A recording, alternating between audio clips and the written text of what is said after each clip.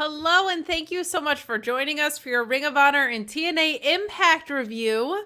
We appreciate you joining us here on Thursday, September 12th. We are straight up in autumn, baby, all right? We are rocking and rolling. So get in your super chats if there's anything that you want to chat about tonight. Please leave a thumbs up on this video as well, because I think we're going to need help with people finding us in the algorithm. I can't imagine a lot of people are going to be searching out this episode of ROH because, man, you can tell it's autumn and we're getting those like root vegetables in, because if you love a good squash, this episode is for you. That's all I got. But I'm joined by SP3. We appreciate you being in the chat. We appreciate you touching tips. I would appreciate it if ROH had consistency and care behind their product for more than 6 weeks so I can stop getting excited like an ex-girlfriend holding out hope that they're gonna get back together. I am tired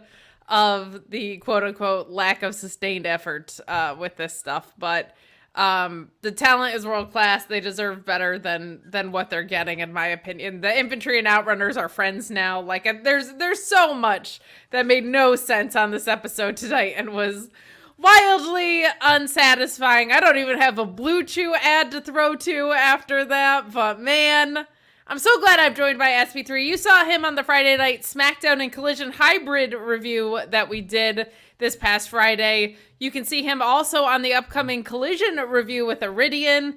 He's our, like, just constantly coming in for the bullpen. He's our long reliever at SP3. SP3, how you doing? Now, no longer the substitute teacher of Fightful. Now I'm the Mariano Rivera of Fightful. I'm the Enter the Sandman. Just hit the Metallica music, and I come through. I literally had to give Kate the long pause intro that I will give y'all now. I hate to say it, but I think we're at the point where I want them to record with Collision again. Like, that's how bad we are.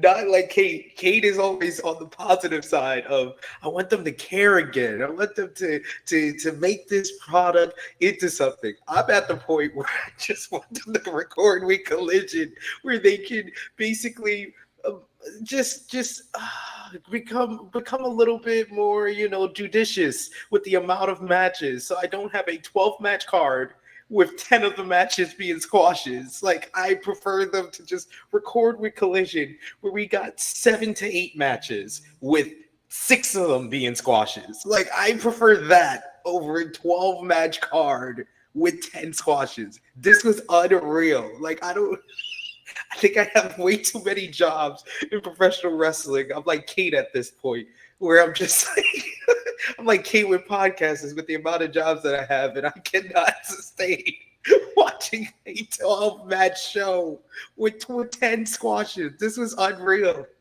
It was, it's so unfair to the talent. Like, it's just so unfair to the talent. It's ridiculous that Dustin Rhodes holds 2 titles and is not here to defend any of them. It's kind of ridiculous he holds 2 titles in general. No offense to him. Like, unbelievable worker still at this age. One of the, like, from just a pure ring psychology standpoint, he is so good at getting fans invested and paying off their investment. He's in his 50s. He's holding 2 Ring of Honor titles. Neither of them appeared on the show today. Mark Briscoe was not on the show today. Athena was not in action. Red Velvet was not in action. Atlantis Jr. was in action, and it wasn't even the main event. This was an insult to the talent. And, like, I'm not going to complain. I get paid to talk about wrestling. But, like, come on, man. Give me something to review. Like, I am so frustrated by the trajectory of ROH and how it's gone. Because they will heat stuff up for a short bit and then just throw it out the window. But we are going to get into all of it tonight. So get in your super chats, leave a thumbs up, help me and SP3 get through this one, because this was a rough one, man. This was a rough one. And we don't even Sammy Guevara is John Cena, folks. I'm sorry, I couldn't hold it in. I was gonna hold it in until we got to the matchup. You're fine. But they booked Sammy for Guevara like John Cena. He beat 4 people. Oh my God. What are we doing? And he's one half of the tag Team Champions. He's What got a whole are we stable. doing? He's got a tag team championship partner. His tag team championship partner is 1/3 of the 6-man tag team champions. None of them can show up to help him, and he still won. And he still won. He still won. Bring in the Nexus. Just do it. Just have Sammy squash the Nexus. But let's get it started on the right note, because if there's anything I love, it's pretty Peter Avalon. I love Peter Avalon so much. I've missed him. I wish he would be on ROH consistently or somewhere consistently, because I feel like if there's anyone who, if you're going to give me a directionless product, someone that I want to see under any circumstances is Peter Avalon. So I was at least entertained by what we started off with here. We have him at Atlantis Jr. in a proving ground match. The ground, undisturbed. Just unproven here, but Atlantis Jr. winning with a huge frog splash. Peter Avalon in this faking a knee injury, because while he is pretty, he is also sneaky. But this was a fun match. Peter Avalon's always great. Like, he's so... he could fill the same role. Like, I think he's capable, has a much higher ceiling than they're ever going to give him credit for, but he could be like, if you needed someone to be like in a Serpentico role or something like that, like a guy who could just make everybody look great and eat pins. He's one of the guys that can do it. Like, he's really, really good. Not sure why a TV title match, the only title on the program, wasn't your main event. Our main event was a fantastic match, but didn't mean anything. You're literally editing these together. What are we doing? Like, even the editors don't care. This is such like a C- effort, man. It's so frustrating to me when the talent are so good. But I did like our opener here. I don't know why it was the opener properly, but it was a really good match. It's nice to see a champion around. It's nice to see Atlantis Jr. defending. I don't think this is something they're going to be running back, though, so I have to wonder what is next for Atlantis Jr. We also didn't see Shane Taylor on the show tonight. I have no idea who's aiming at this TV title right now. But the match that they gave us tonight, I thought was a really fun opener. What did you think? Yeah, I thought this was a pretty good way to kick off the show. Peter Avalon, yeah, he's so talented. He's got that little slimy charm to him that makes him entertaining. And you were definitely right. Like Atlantis Jr., oh my God, that frog splash, that high fly flow, or I don't know what it is. Someone give me the pronunciation of high fly flow in Spanish. That's what I would call what Atlantis Jr. He just did. It was great. I want to see more of Atlantis Jr. I wish I could see more of Atlantis Jr. I just checked out him in the CMLL International Grand Prix, which Claudio Castagnoli won, and he was good in that match as well. I want to see more of Atlantis Jr., but this was a good way to kick off the show, seeing Atlantis Jr., the TV champion, back on the show. And hopefully, they build some stories with like the guys in the main event going after Atlantis Jr. or someone up and down this card going up against Atlantis Jr. in the future. Let's do some promos. Let's do some work. Like the only promos we got on this show, the women's division is back to carrying the storytelling on this show, basically. Which they're great at, but they shouldn't be the only ones doing it. Ricardo saying, I hate episodes that are basically collages. Me too, man. Me too. ROH is AEW Dark, and I think that's just what it is. The problem is, it's not. The problem is, it shouldn't be. It has champions on it. Like AEW Dark, you knew what you were signing up for, right? Like ROH, sometimes they care, sometimes they don't. Sometimes it's independent talent, sometimes it's signed talent, sometimes it's people from the AEW main roster that show up. Like, it is so frustrating that they just flip the identity of what the show is at any given moment. So I get what you're saying, because it certainly feels that way, but I don't believe it's intended to. So that is very annoying. Guys, leave a thumbs up on this video. We need your help tonight. We need all the love we can get. No one's going to be like, oh, what a banger episode of ROH that was. Let me go look up a review. Like, that's not happening tonight. So we need you guys to keep us fresh in the algorithm for people. And we'll also give you the Fightful Select hard sell. Okay, we got some Danny Garcia news up on Fightful Select that broke earlier today. Sean also said, how about a whole bunch of stuff? So I assume a whole bunch of stuff is coming. More contract news on the way. I know yesterday he got asked on the hump about just a meet update in general, because where's Wardlow? Where's Miro? Where are all these guys? And he said, you know what? I'll do a meet update. So subscribe to Fightful Select for your meet update, if no other reason. And also hang out with us in the Discord. There's good people in the Discord. It's a very normal environment, which is refreshing comparatively to social media. Not all fired up like I am about this episode of ROH tonight, but we do have Billie Starkz, who calls an emergency your minion meetings here, with the ROH Women's Champion Athena, and she wants to know why Athena is gassing up Lexi Nair, as Lexi has this minion #1 jacket, and oh my god, where can I buy one? I want one. I mean, I'm minion 69, but yeah. Light up jacket.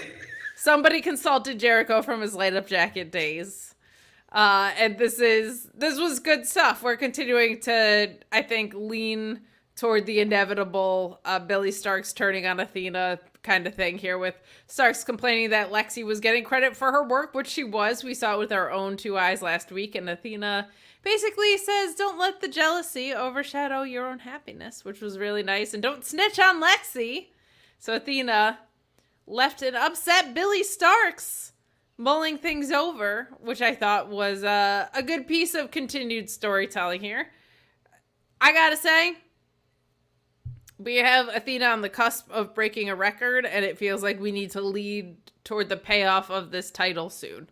Like, she's great at everything she does, but this is getting a little bit long in the teeth now. Like, they do have to either evolve the next step or have her drop to Billie sooner than later. But a good segment that we got here tonight. What are your thoughts on both this segment and that?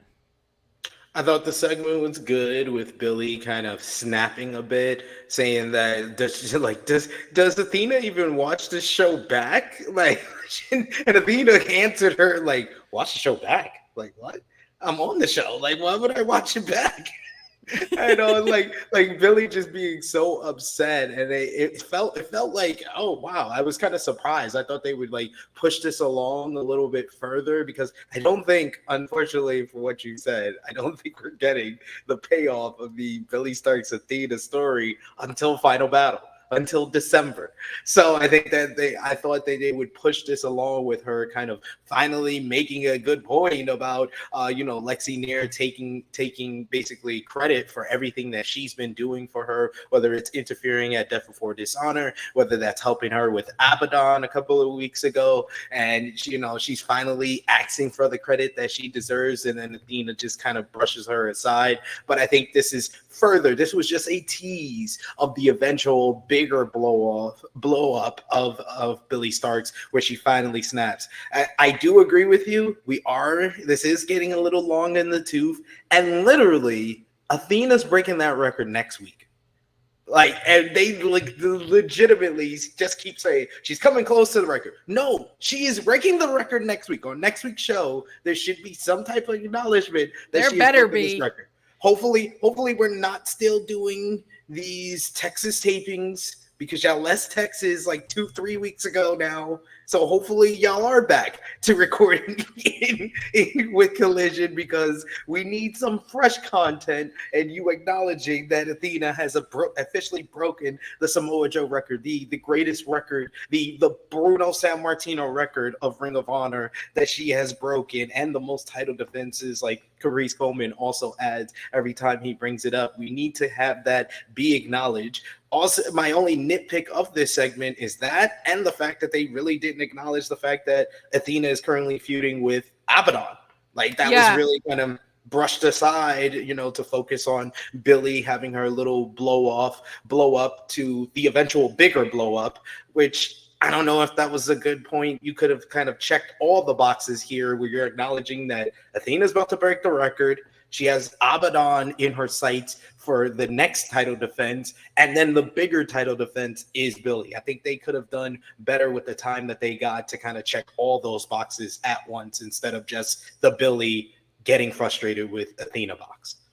Yeah, and I feel like with Abaddon, didn't they have a match last week that they could have just edited into this episode instead? That was exactly what we said last week, Kate. That last week's episode half of it could have been this week's episode. Just like this week's episode, half of it could have been next week's episode. You told 1.5 stories tonight. You could have included all the segments from the one story on this episode. Man, like, even the editing is lazy, it's a bummer. And I'll say this, like, I don't actually get emotionally upset about creative. I really don't. But I will be genuinely disappointed if they don't do something for Athena's celebration. Because, like, that is so beyond earned with what that woman has done for that promotion.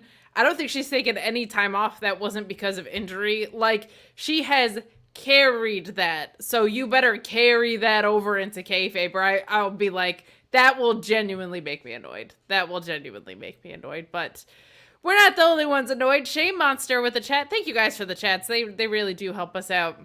Yes. Say TMDK SP3 Men and a Baby. That's a really good one. I love that. I love that one. This we done, we back, we done is depressing. Put Leo Rush in the main event title scene, put a TV title on Preston, just something. Yeah, like, where'd Shane Taylor go? Like, he's challenged for both titles. Like, it's really hard to have challengers when your title isn't around. Like, and now this episode, they just gave up completely on building up anybody for that. But we will continue along here. More women's division stuff to talk about, which is awesome. Man, I'm really loving Harley Cameron. Harley Cameron and Queen Aminata. This was, I think, Harley Cameron's first loss, at least here in ROH. Yeah. And it comes to one of their top talent. A really fun spot from Cameron in here where she drags Queen Aminata to the outside and bounces her head off the apron, which SP3, I don't know if you know this, that's the hardest part of the ring. Been told. But we do have Aminata hitting a lights out spinning back elbow and just knocking Harley Cameron out cold for the pin here. This is all good stuff. What brand is Queen Aminata on? Why is she challenging for an AEW Women's World title? What happened to the alliance with Queen Aminata and Red Velvet? Like, what on earth? Like, here's where it's concerning too. She is clearly a top talent in ROH. She is very high profile, always kind of sniffing around the upper card of ROH. And if you don't even know what the hell you're doing with people that are in the upper card, what the hell am I supposed to think about the mid card and down? And this is the women's division, the thing that they actually give a shit about. So that is concerning to me. I loved the alliance with her and Velvet. If she is moving on to the main roster sooner than later, then I get dropping that, because they kind of set up this alliance with Serena Deeb and she's getting this world title shot. This is obviously from a pre-recorded taping from weeks ago, so maybe she won't be sticking around. But then, like, have someone beat her on the way out. Or is she going to be on both? Like, pick a lane and drive in it. It's so annoying, but match tonight is good. I'm excited for Harley Cameron's future, genuinely. Like, I think there's a lot of potential with that young woman and that she can do a lot of things very well, considering she's had, like, less than 40 matches in her career. It's pretty impressive, and she's grasped some of the harder storytelling stuff very, very quickly. And I think the fundamentals are starting to catch up, but I don't know, man. What do you think? This is once again where I'm sure y'all can edit this, where y'all can have this match last week where she gets a win, then she does the whole angle with Mariah. At least for me, that watches all of this AEW, as I like to call it, the Converse. I watch all of the Converse. So you could have had her beat Harley Cameron on ROH TV. Then she did the angle with Mariah May and Sky Blue at All Out. And then she gets a title eliminator on Dynamite, which it makes some kind of sense. Yes. But no, you booked it like we had already seen this, where she got called up to the AEW roster, which when they did that angle at All Out, I was like, I don't know if she should be, Mariah May's first feud. I was hoping not, because I like Queen Aminata, and I agree with you. I think that she could be a top talent and a future Ring of Honor Women's World Champion on ROH TV. But y'all kept her off of AEW TV outside of that one appearance in the Collision 4-way matchup for like months. Then she immediately gets into a feud with Mariah May, which I was like, she lost the number one contendership for the TBS championship. How did she get to the bigger belt? Okay, but then they just made that a title eliminator, and they previewed that it's going to be the bigger feud is Mariah and Mina, which I think is a better choice for Mariah May's first feud because of the history they have together. And then she's back here on ROH TV getting the win, so I guess she's in both. I'm just so confused. I'm confused with all of this. I don't know who's booking. Is this the same company? Is it? I don't know what's going on anymore. It really feels like, well, and some of the problem with this is it's just dated, right? Because it's from weeks ago at this point. So that is a problem. But like there are certain patterns that you can pick up on that are an issue with both brands. And then there are issues between the connection of them. So for example, in both AEW and ROH, to me, there's an issue with how bloated the roster is, but how much the titles are occupied by the same people. Like, Will Ospreay, international champion, is getting a tag team title shot. Jack Perry, the TNT champion, got a world title shot. Darby Allin, who got a TNT title shot, was also supposed to get a world title shot until Mox stepped in. Here, you have Dustin Rhodes holding the trios title and the tag team title. Nobody can break in that way, right? Like, there are things that are congruent on both programs that aren't working. And then there's things like this, right? Where it's like, you have people that are two different people on both programs. Like, God bless the Outrunners for being so over, but like, there's no contenderships in ROH right now. So you can't even have these guys go up on AEW and say like, oh my God, they're the hottest things in ROH. Because they're not getting a bunch of wins in ROH. Like, there's no contendership. Or, man, these guys lost their title shot against Dustin and Sammy, but they looked great doing it, so we're going to see what they look like in this Casino Gauntlet. Like, not MXM, not the Outrunners, like, not the Righteous even, who I feel like are a priority. So it's really, really rough when you have people that are, and in some nights, it's 2 nights apart, right? They show up on Collision. I saw them losing 2 nights earlier.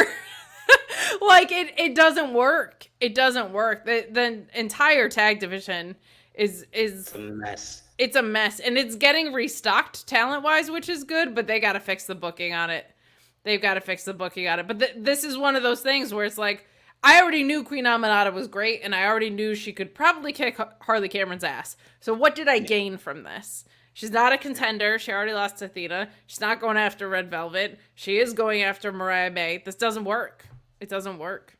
Yeah, and I don't know if that's gonna continue. But this might have been, in the converse. Yes, I'm using it again. In the converse, this might have been the most baffling week of booking. Everything they did on Dynamite, and I just want to say, I enjoyed a lot of it. I enjoyed the Jon Moxley and Darby Allin promo exchange. That was really like a conversation, and Darby trying to debo a title match. I mean, Moxley trying to debo a title match out of Darby. Hand that over to me. Love that.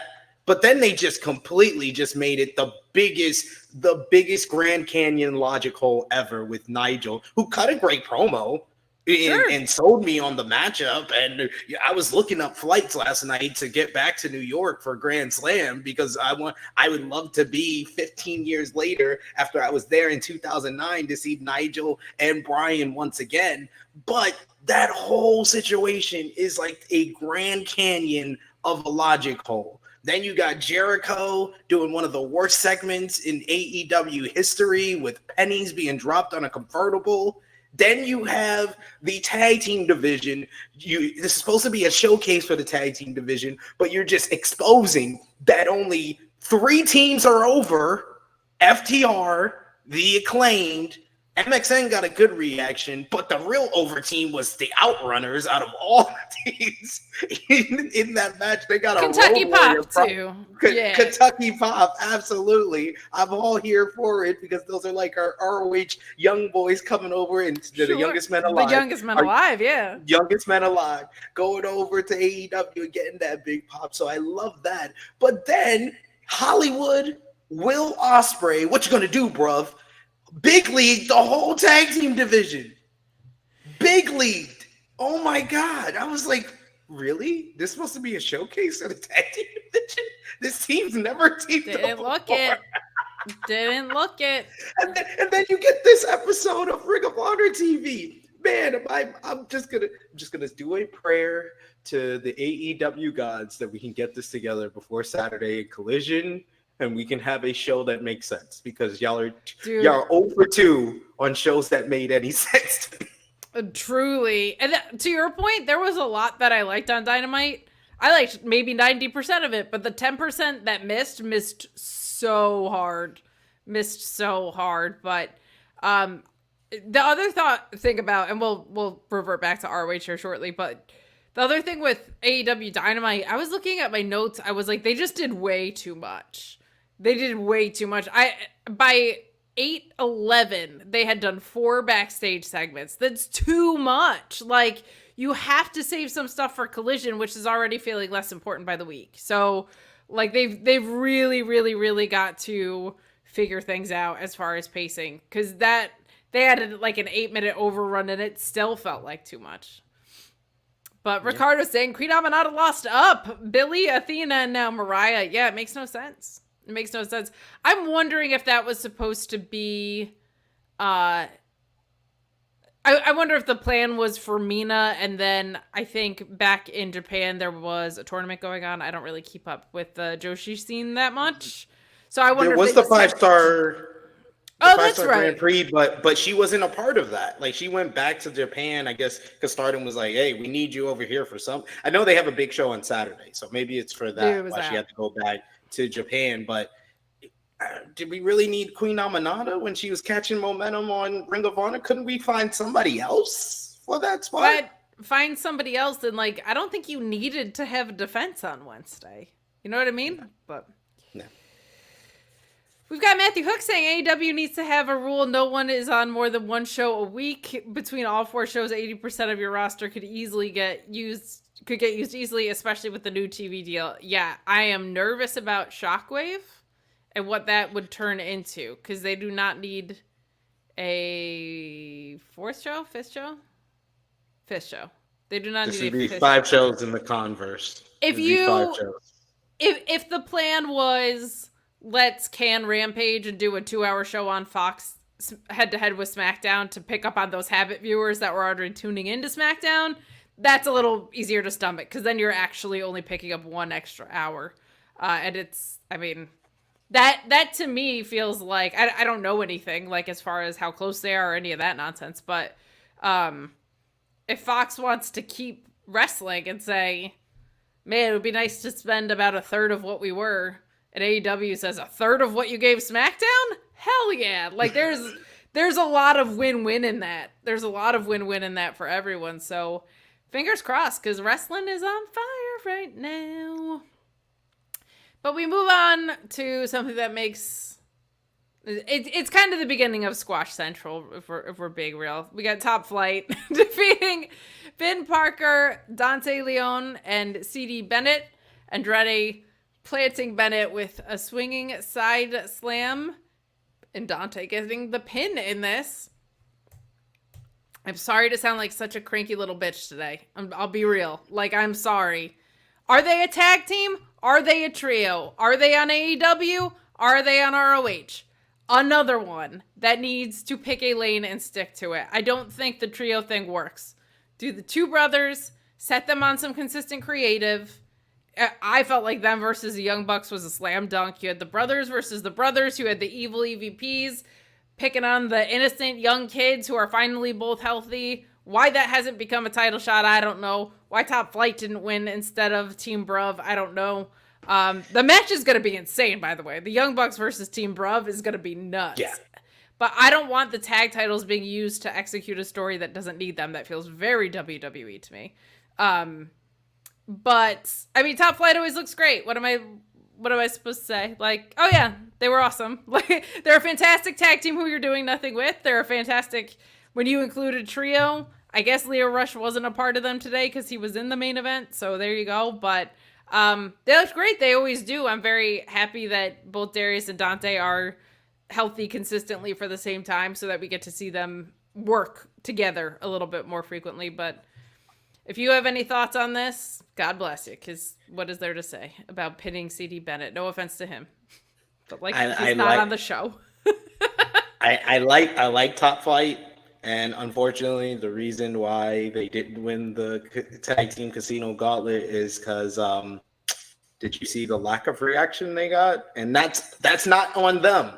They are Correct. great because when Dante faced off with Ospreay, that got a reaction because everybody was like, "Oh, Dante Martin and Will Ospreay in the ring together? That's awesome!" So it had nothing to do with Top Flight and their talent, but it has everything to do with their booking, where they booked them like they don't matter and that they're not a future rising star, future AEW World Tag Team Champions, which they should be booking them like. Thankfully, they took them out the stripper outfits.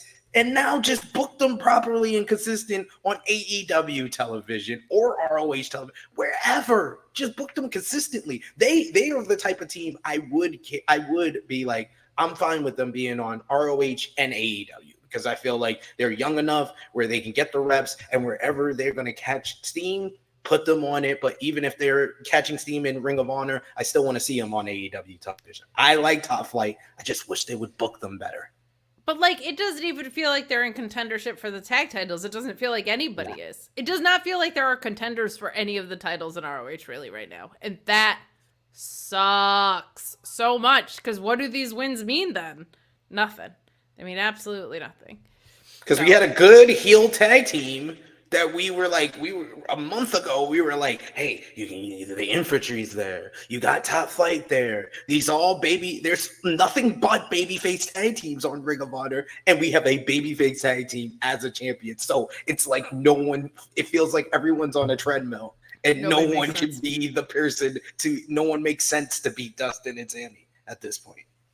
It's brutal. And I thought for sure MXM was going to come in as a slam dunk and win those tag titles fast. And that they would be able to do a bunch of defenses.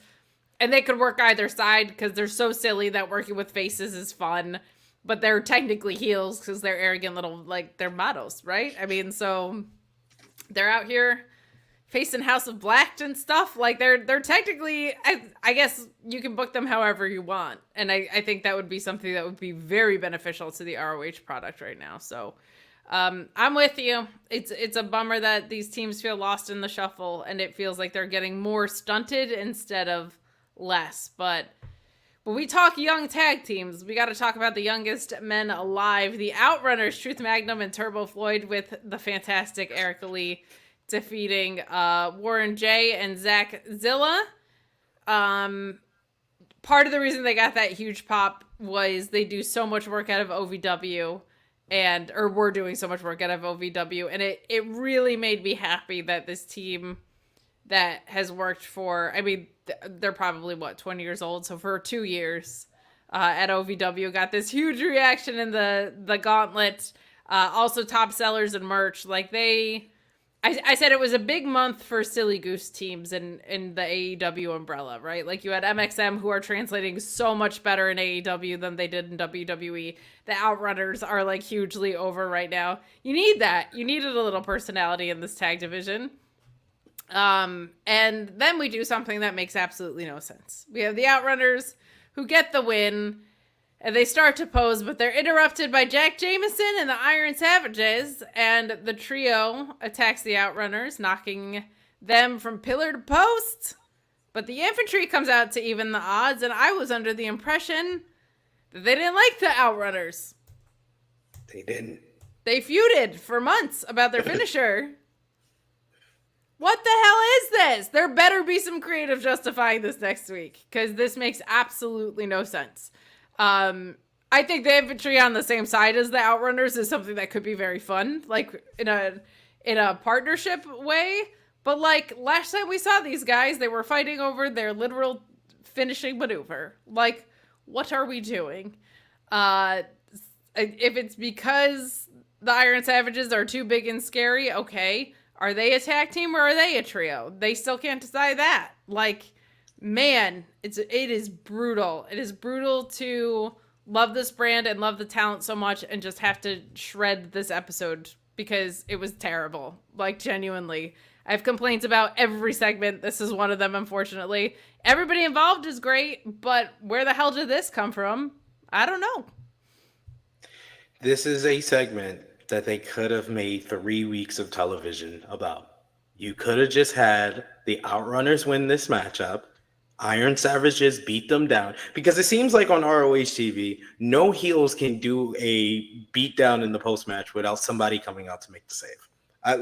We remember, what was it, like 3 weeks ago when they had Cage of Agony and Undisputed Kingdom beat the and Dark Order beat up the baby faces, and we were both shocked that no one came out to make the save, that the heels actually got to stand tall on this show. That is like the exception to the rule of no heels can stand tall and just do a beat down on baby faces. It always has to have someone make the save. But this is an instance where you could have made 3 weeks of television. Iron Savages stand tall, they beat down the Outrunners. Then next week you do a squash with the infantry. And then the Iron Savages come out and beat them down and stand tall. Bang. And then the third week, Outrunners do another squash. They win. Iron Savages jump them again. And then the infantry comes out to make the save, where it makes sense that they are really getting revenge on the Iron Savages. And then they do the whole handshake with the Outrunners because they're coming together against a common enemy. Instead of them just randomly watching in the back and being like, hey, we should help the guys we were feuding with for months last year. Yeah, you know what? I think because of this one instance, like it's really, really tough to buy into. And also, like, do they give a shit? Do any of the tag teams give a shit about the tag titles? Like, no. I understand having title adjacent stories, but we don't have a story for the tag titles, and they were won by a team that didn't exist. So, like, why aren't the infantry holding the titles? Like, I was told by so many people that, like, this Undisputed Kingdom run, there's going to be a payoff. There was not a payoff. Like, at all. Nope. At all. It is rough. It is rough. And it's so frustrating because I am so happy when I see talent featured on the main roster, or so much of them were on the 0 hour for All Out. But, like, they're being used as enhancement talent, and that I'm told I'm supposed to care about them. Like, the next day. I would love to know, outside of the Outrunners getting their one huge win to people that job even more than they do, like, I would love to know if there's any ROH victories from talent that have been sent up to work Collision in the past, I'll say since the beginning of the Texas tapings. Have any of them gotten a victory? Well, just look at the Iron Savages, because I'm positive that they lost on Collision. I don't even remember at this point. That was so many days ago. I don't remember who they lost to. So much on has Collision. happened in wrestling. then they lost to the Acclaimed on the 0 hour for All Out. Then they lost a squash match to Jericho, Big Bill, and Brian Keith of the Learning Tree on Dynamite. Then they couldn't even do a post-match beatdown on this show. They are really having a rough week. It is a rough week to be an Iron Savage. They do not feel very savage right now. They feel like iron little babies right now, sadly. But we'll move along. We got Robyn Renegade defeating Angelica Risk. Renegade kind of getting frustrated more and more as this match went on, which I liked, and she hits a pump handle slam to put away the pesky Angelica Risk, who was hanging in there for a while against Robyn for the win. This match happened. That's all I got. Like, sure. Hey, I like the fact they put You know, Robyn Renegade in there with someone smaller than her. She actually looked like a giant for once. Yeah, she did. I loved her and Angelica slapping each other's titties off, because I literally thought that when they were trading trading chops, and then Angelica said it, and I was like, "Oh, this is awesome! I like this." And then, you know, Robyn Renegade tried to. You said a pump handle slam, but she was really trying to do the bitter end, but it just didn't look right. So yeah. Yeah, that makes sense. That makes sense. No idea. Robyn has looked really good. And FightfulSelect.com reported that Charlotte has been backstage, which is a good sign. So hopefully they're building towards something, but like, she has not felt like she's a part of the ROH roster in months and months and months. Months and months and months. Shea Monster saying that Risk is a great yapper in the ring. She is. She very much is. She very much is. So this was fine, but why it happened, I'll never know. We get Jacoby Watts cutting a promo from purchased airtime, which I liked. He calls out EJ and Duca, who issued a challenge for him next week on behalf of him and Nick Comoroto. I'm intrigued to see if this taping features Nick Comoroto. Like, on behalf of himself and Nick, right? So, like, is Nick the one who's getting in the ring with him, I'm guessing? Or is Jacoby Watts the one getting in the ring? Like, I wasn't clear on that from the promo, and I don't know if that was intentional, like if that was before or after he went into surgery, or if my notes just suck. I'm pretty sure he was like alluding to Nick Comoroto taking the matchup, but I think that they left that little vagueness because they probably knew that Nick was going to get the surgery, maybe. That could be. That could be. So we will see. If it's Nick Comoroto, that would be awesome because size-wise, that would just be a like deliciously fun matchup. But our best to him for sure. Yep. So we move on to the Righteous Dutch and Vincent, who were also in that gauntlet because tag team divisions just melt, I guess, into one. They defeat James Blackheart and JC Valentine. Vincent getting tagged in and grabbing Blackheart in a carry. And Dutch slamming both of the opponents, and they hit the orange sunshine to pick up the win here. When you said we had like 10 squashes on the card, I don't know really how to give proper critique or analysis. Are they headed toward a tag title shot? They keep tweeting about Mox. Are they in this thing with Mox?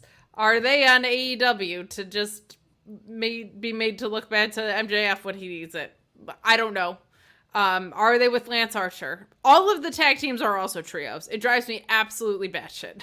Like, how many tag teams are also trios drives me crazy. Crazy. Drives me nuts. But always good to see the Righteous in action, though. Dutch with that slam is always so nasty looking. But decent stuff. It's just like, we're not headed toward contendership.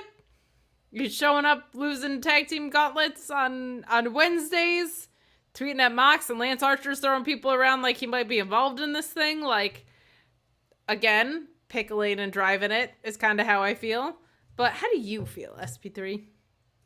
I loved the moment after the matchup where the whole front row was doing the snaps with Vincent. That made over them like look Rover. That made them look so over. And then I had to watch Dynamite where I wish these fans were there in Kentucky, because I don't know what. Just keep them on ROH TV. You talked about it at the beginning of the show. They're picking up momentum. They're in the tag team division. They could go after the 6-man tag team titles. I know you don't like guys being in both divisions, but they're picking up steam on Ring of Honor. Whichever division they choose, just pick a lane and stay there and go for it. But they don't need to be on AEW television. There was enough tag teams in that matchup. You didn't need to put the Righteous out there until you're ready to really commit to getting them over with the AEW roster. They were picking up momentum last year, and then you just had MJF beat them at Wrestle Dream. So let's regroup.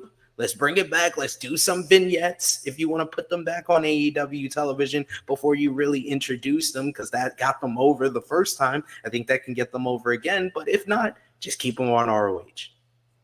I agree. They're not.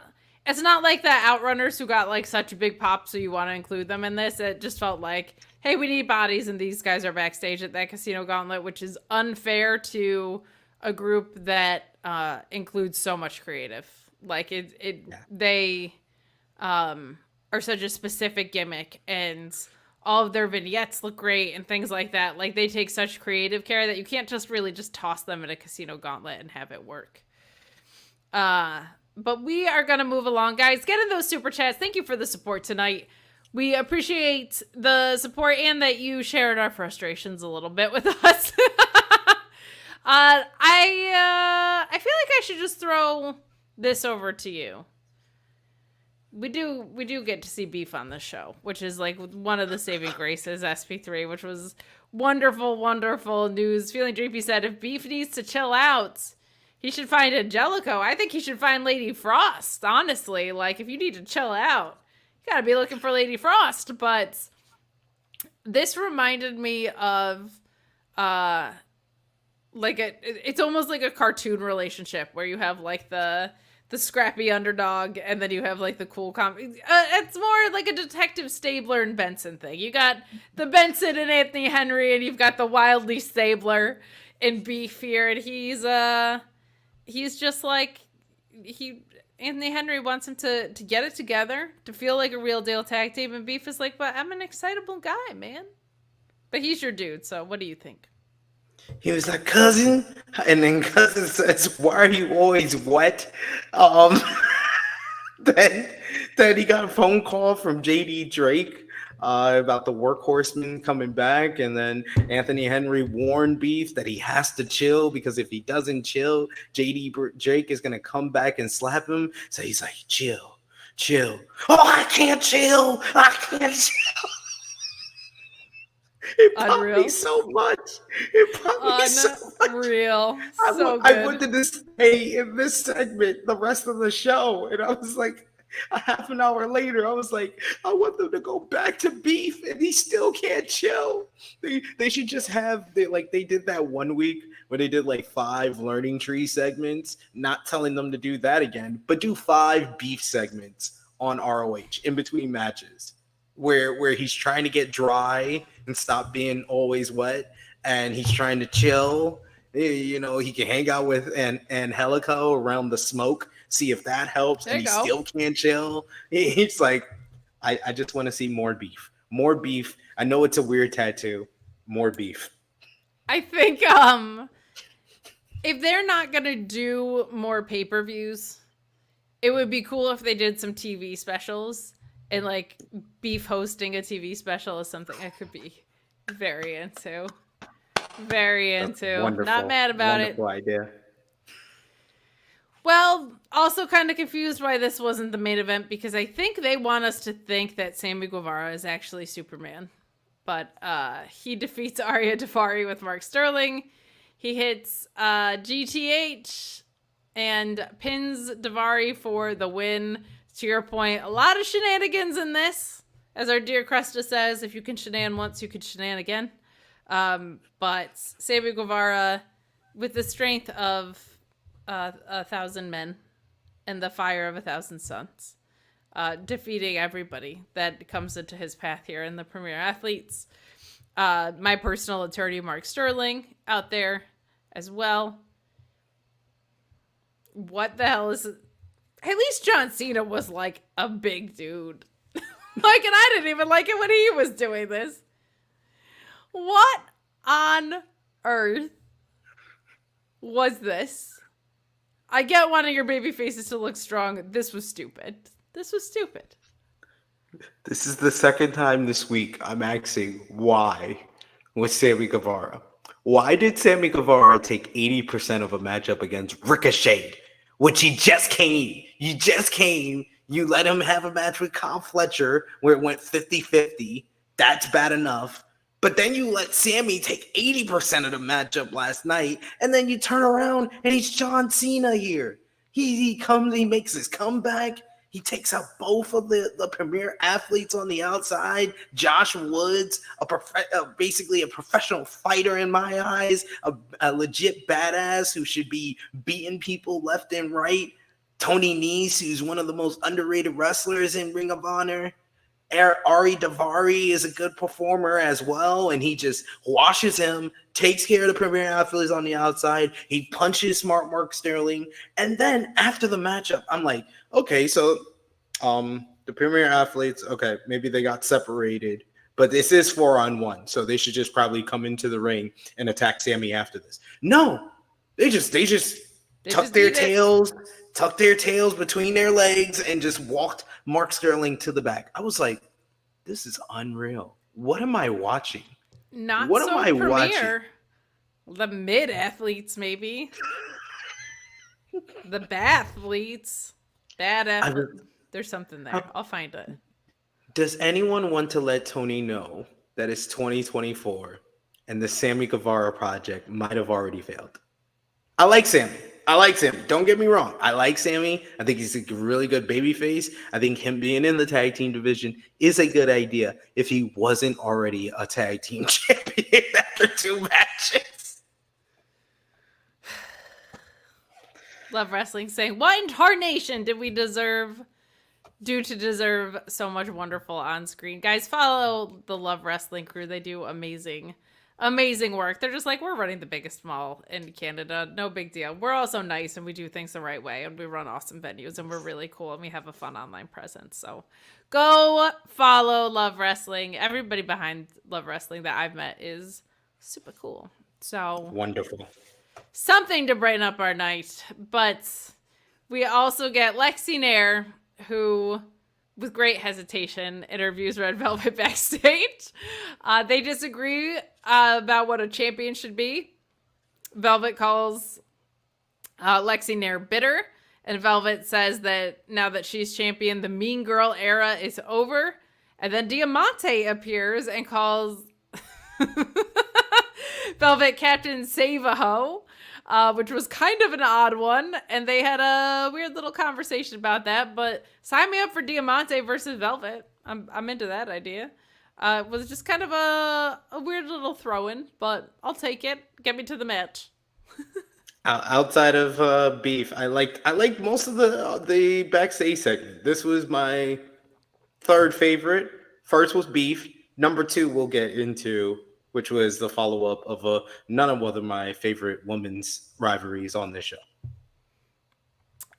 Yes, we are going to get into that a little bit, but before we do, I just want to say that with all the squashes on the show and having beef on the show, we're getting like a nice little Tundle dinner here, I feel like.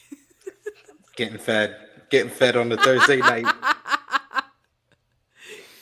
Well, we get Lady Frost back in action, which was very, very nice to see. She hits the frostbite from the top row on Promise Braxton. Some good stuff there. Nice to see her back in action. I hope she is working her way towards something is all that I really have to say about this. And nice to see Promise Braxton getting some more reps while these Texas tapings were going on. What did you think? Good reaction for Promise Braxton. And yeah, Lady Frost looked good, as always. Every time she's on TV, she looks good. Something happened when she started working those Mexico circuits that, like, she just put everything together, in my opinion. Like, she started hitting a little harder. Everything got more fluid, like, and it's been really cool to see. It's been really cool to see. Meet Norm is saying, "What's up, partners? I'm seeing some blinding tonight, except I saw Uncle Willie slap some meat. When is Athena dropping the title and going to Dynamite? Wish I could tell you. It could be Final Battle. It could be whenever the pending Max deal goes into effect. We'll see what happens with, like, ROH TV-ish. But you mentioned Willie Mack, and so we get to talk about Willie Mack, who defeats Exodus Prime in this. Mack caught Prime with a stunner, climbs to the ring post, and hits a big splash for a 3 count. Perfectly fine match. Once again, neither of these guys are on the roster, to my knowledge. I have been wanting Willie Mack back. I think he's great, and he was doing some really fun work. even when they let him face people other than Gringo Loco, he was still doing great work. But this was, I don't think he signed. I would love for him to be signed. But neither of these guys are on the roster, and this match was on the show. Like, I really don't know where to go from there. But fun. Like, Willie Mack's always great to see, and Exodus Prime is great too. Don't know why it happened. I do think Exodus Prime stood out. He got a lot of offense in this matchup, so I would like to see more of him. If you're going to give an indie talent a chance, Exodus Prime is a good one. Yes, agreed. Very much agreed. Well, we get Preston Vance defeating Kevin Matthews, who is wrestling for reasons. He hits a spine buster and a big lariat on KM. I will say KM was a good person to have in the ring just from like a size standpoint, and he knows what he's doing in their standpoint. He's a producer, not sure. Like, he's not like Jimmy Jacobs, you know what I mean? He's Jimmy Jacobs was integral to this brand and deserves all the pyro he could get. But this was perfectly fine. Preston Vance also gave a match or a pre-match promo saying he doesn't need the LFI crew. He doesn't need the Dark Order. He needs to find his why he does this. So I think ROH is perfectly ripe for someone like him, in that I think he does need to do that. I think he does need to reestablish himself. So let him kind of find out who he is as a wrestler before you kind of throw him back onto the main roster or make any solid moves. I think this is a good space to figure yourself out in. What were your thoughts on this? Cautiously optimistic about Preston Vance on Ring of Honor. I think this is the right spot for him, where he can further develop and have a chance to get those reps in and potentially move up the ranks. But I have to be cautiously optimistic, because I feel like this has happened to a few other people, and including one person that is currently the NXT champion. So I'm cautiously optimistic. That is fair. That is very, very fair. I feel like it's even happened to him a little bit before. Not like independent of stables, but I think they've been trying to like find spots for him that haven't necessarily worked out the way we want them to for him. Guys, get in your chats, leave a thumbs up on this video. We do have the TNA crew coming in shortly after this. You got Joel and Cresta this week before Cresta steps back for a minute and Joel attempts to go solo or just gives up. We'll see what happens. But we got SAP and Fuego defeating the Ace of Space Academy, my friend LSG, and Colton Charles with Joe Alonzo. Angelica, grapevining, nasty to get the win in this. This really made me want a one-on-one match between Angelica and LSG, because I know what LSG is capable of and I know what Angelica is capable of. The same way last week I was like, oh, I'd love to see like Cheeseburger and Rocky Romero. Kind of became one of those like, ooh, there's a good singles match in there. But LSG, Colton Charles, like very, very reliable workers here to do what they had to do. Joe Alonzo, nice to see him getting reps. Nice to see him back kind of on TV. He was one of the security guards that Marina Shafir ate for dinner a couple weeks ago. So, but I love Gio's work. I think he was great in this. Angelico's fantastic and has been underrated for quite a while. I'm glad he's getting some consistency. I would like to see him get to work towards something more substantive, because he is a smooth operator in there, man. Really good stuff. I loved the grapevine ending, how nasty that looked. And LSG's sell of it when he rolled out of the ring. There was like this very, I'm going to use the C word, cinematic way that came together of like him slowly rolling away while everybody came in to celebrate. It was done so fluidly. Yeah. I was like, okay, all right. That felt like a match, even though there was no reason for it to happen. At least they tried hard on that. What did you think of our matchup here? This was a fun little squash match. Out of all the squash matches, I think this will be the one I remember in a week from now, because I love Angelico. I've really kind of caught my fandom of Angelico back again ever since he was smoking weed. That was a great segment. Over. Yeah, you know, I'm easy to please, folks. You just do a segment where it looks like you're smoking weed around a whole bunch of smoke. We need more backstage segments with Angelico, because I think I can get into this, but he's always great in the ring, and Serpentico and him make a good tag team, and I thought Friego was a good match for them in this trios match. Yeah, this was fun. This was one of the more entertaining things that, even though it was superfluous and didn't really make sense, like it was a fun enough match that I was in it.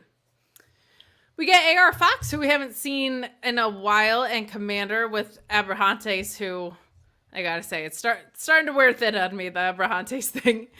Defeating Brilliante, RB, and Ariel Dominguez. Komander climbing the ring post and hitting a big splash for the win. A lot of wins via splash today. Like, if you're going to be editing episodes together, like, you know, that would be nice if you spread out how people were winning, since 3 of them were won by a splash today. But I think he did the rope walk shooting star, didn't he, for the win? I think Komander rope walk probably shooting star. Yeah, that's I know they all just blend together. When you see 4,000 squashes, folks, it all looks like a splash at the end of the My day. notes were probably just copied and pasted down this whole thing. Why did this match happen? Who is on what brand? Won by splash. It probably just got copy pasted. Like, copy paste. Oh yeah, looks right. Looks right to me. The name.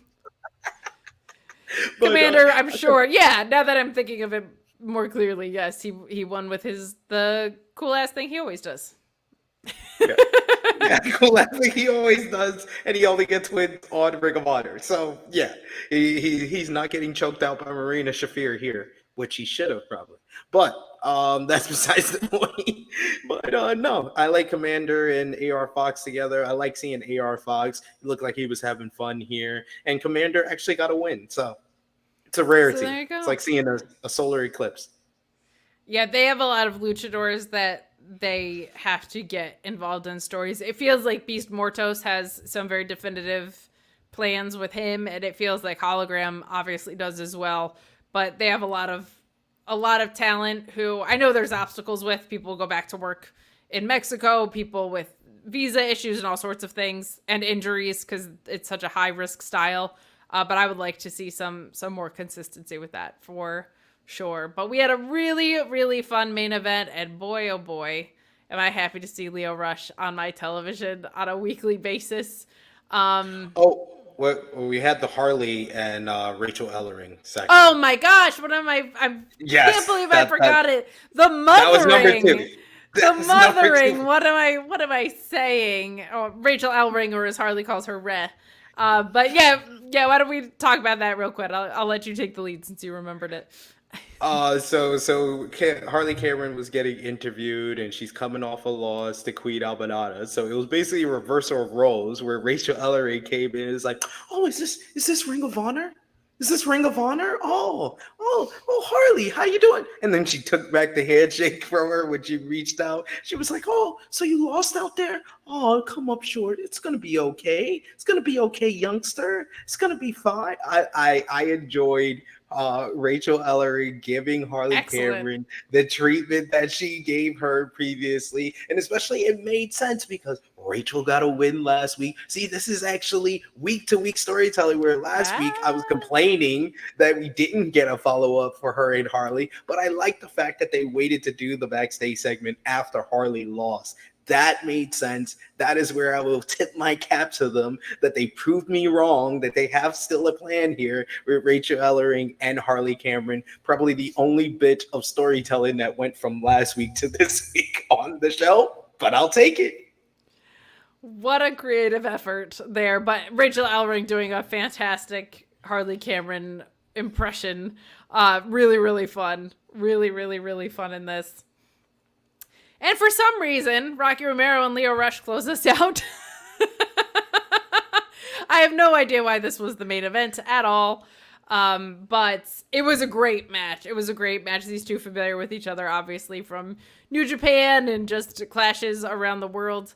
But I was glad to see this match. I have no idea why I was in the main event. I don't fully know why it happened, but the ring quality on something like this is just so high, and I love getting to see Rocky Romero in action. He has kind of had a second wind in his career, I feel like, with all the front office work he's been doing, but that's trickled over into the ring, and he's so reliable and he's so versatile with whoever you want to put him in the ring with. Like, it's always going to look good, whether it's a Haas or a Tekker or Lio Rush. Like, it doesn't matter. Like, you're going to see him put on a really great match. So, loved that this closed us out. What did you think of our main event?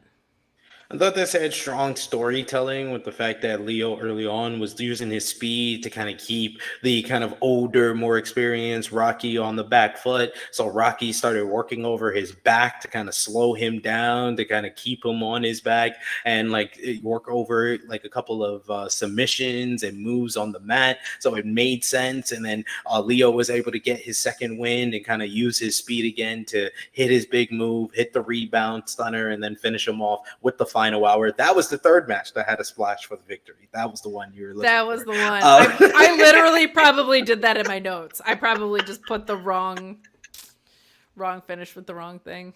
Story tracks. But I really enjoyed this match. This was a very good matchup. I would say probably one of the better matchups that we've seen over the last couple of weeks, because Rocky Romero is the consummate professional and just so good at what he does. And Lio Rush is just so underrated. But my nitpick here, you could have had this match last week to make sense of Lio Rush getting a TNT championship match on Dynamite this week. Sure could have. But lazy editing, really handicapping the past few weeks of content, truly, which is unfortunate. But what's not unfortunate is that we got the TNA show on the back of this. So stay tuned. Give them your support. They are going to talk to you all about tonight's episode. We've got this continuation of the NXT crossover. We're going to bring them on right now. Hi. Hello. Hi, Joel. Joel and Cresta. Cresta's audio might not be working. I don't know what's happening. My She's computer back. is rebuking me. I'm getting rebuked so hard today. Well, we adore you in whatever form that you're able to appear. So hello. How was our TNA cruise today? I had a good time with this show. It was a very welcome distraction. It was a good show. I mean, the main event was for me at least. I don't know how Joe felt. Did you guys know that there's a special tomorrow night? Oh yeah, there's that too. I did. I Did you guys didn't know know, what it is? but I would have guessed. Like, I didn't know that, but if you were like, is there a TNA special tomorrow? I would have been like, probably. What is it? The Because- 13th? Sure. Why wouldn't Floyd there? card.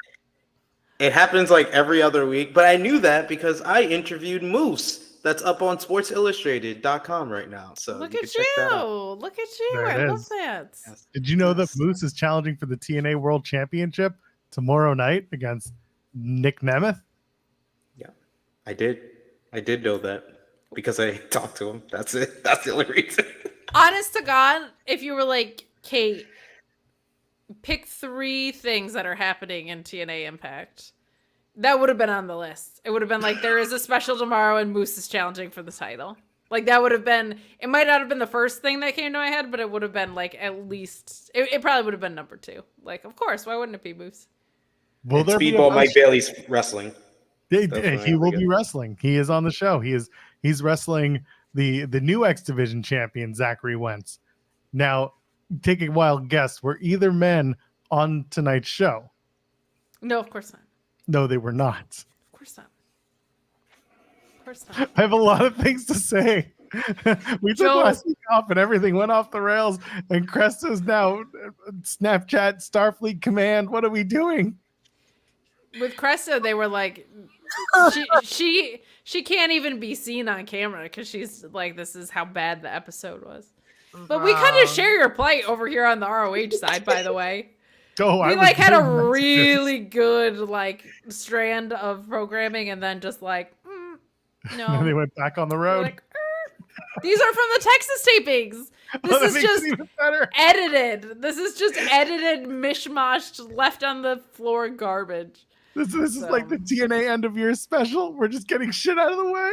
Yeah, basically. Yes. Basically, did it make any sense with what has happened in AEW the past 2 weeks? No, it did not. Nope. Y'all Nope. going to Mexico next week and gonna film a bunch of stuff with AAA? You're gonna do that too? Gonna head out. I would hope. Bye. Gonna head out. Love you You're gonna guys. do a special in a gym in Mississauga? You want to do that too? And where? Outside of Toronto. Bye No, I now. don't. No, Good I night, do not. Bronner crew. Good night. That's crazy. Oh God. Bye, SP3. Hi, Cresta. What's up? I swear I am here. I don't know what is transpiring with this camera. This is the piece de resistance this week. You never looked better. Thank you. It doesn't matter what camera I switch to. It's just like, you know what? No one needs to see the sad, sad tears of a clown, right? Oh God. I Oh, honestly don't know what it is. It's in the same output. I tech support help me. I don't know, man. Did you update Chrome recently?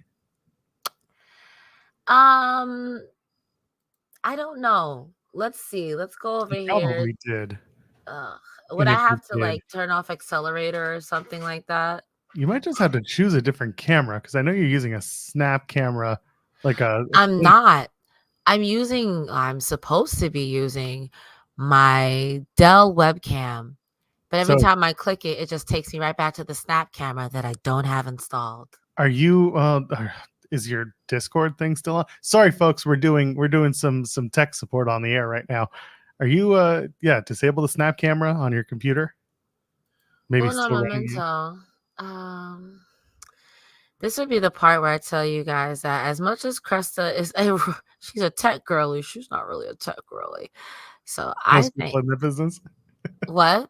as most people in that business. Yeah, I'm not what's best for business either.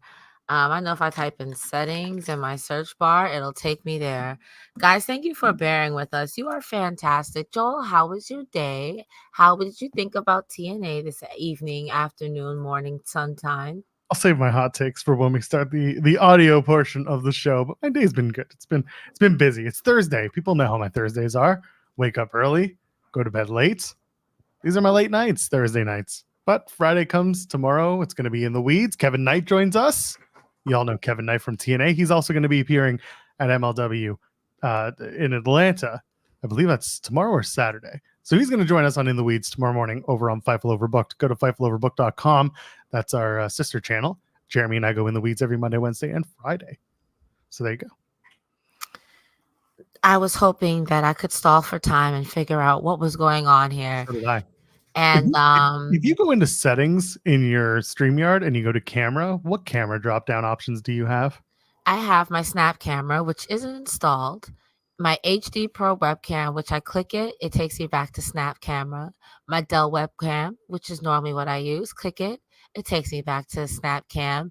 My Game Capture HD, which is funny because that's not even plugged in, takes me back here. So I don't know what's happening. I literally can open up the overlay. I wonder if it's this. 1 second. Let me try something, Your Honor. Oh, let's see. Moment of truth. Will it work? Nar. it did not. Nar. What happens if you completely shut off your Discord? What happens if you just quit your Discord? Let's Just- see. Because just- Discord is not even open. Let's try that again. And then you might just have to. No, I don't even know. I've restarted my computer. I don't know what else it could be. Look, I get. Yeah, y'all are getting to see how the sausage is made. I have a pretty simple setup, so My setup is normally the same, so I truly don't understand, love. I don't get why it's doing this. I like how I say I have a simple setup when I'm running a Procaster and a Procaster board and a Canon T3i with LED lights behind me, like with RGB lighting behind me. Yeah, it's totally. And there's studio lights around me. Yeah, it's totally just a setup, easy setup. Well, I'm listen, we gonna can just- try one more thing. Okay, My apologies, BRB. I promise. this is what you want, though. Are you gonna pop off? Yeah, it's just me now. Hi, hello. So while Cresta does this, I want to ask you, chat, did you watch TNA tonight? Was it the best episode you've ever seen? Was it the first episode you've ever seen? What do you think? Did you watch it? Do you want to talk about the TNA Plus app? I used it for the first time tonight. I have feelings about the TNA Plus app. Most people know that I would do the YouTube version of watching the show, and then they cut off the one Ultimate Insiders, and then they made the TV show. They got rid of that. So now I have to go through the TNA Plus app. How do I feel about that? I'm a bit mixed. It was a bit mixed. I want to be able to watch. People are asking, what are my feelings on the app? It's fine. I watched the TV show, and Cresta had told me about this before. I don't love it. Cresta's back. Hello. I don't know what's happening here. You guys are going to have to believe that I am actually a person. I have tried everything that I know what to do. It is, I don't know, dogs. Doesn't matter. Your audio works. That's good enough for me. Let's get this done. And besides, I look like crap. Let's get her done. I can turn off these lights and not burn myself. Let's get it for the automatic. Let's get it for the people. Okay. Are you ready? I'm ready as you are. And the one. I had something in my teeth. Hold on. We're really professional on the show. I swear to God. If you listen to the audio, 100 times better. And while you're listening to the audio, 5-star reviews all around. Thumbs up on the video too. But anyway, 1 and 2. Hello, friends. We're back again. It's Fightful.com. I am Agile Pearl, and it's time for your TNA Impact post show. It's September 12th, 2024. We're here again. We took last week off. Why did we take last week off? Well, we both had stuff going on. That's just what happens. But we're back. At least for this week, we are. Cresta Star joins me as she always does, the star of the show. How are you doing, Ms. Cresta Star?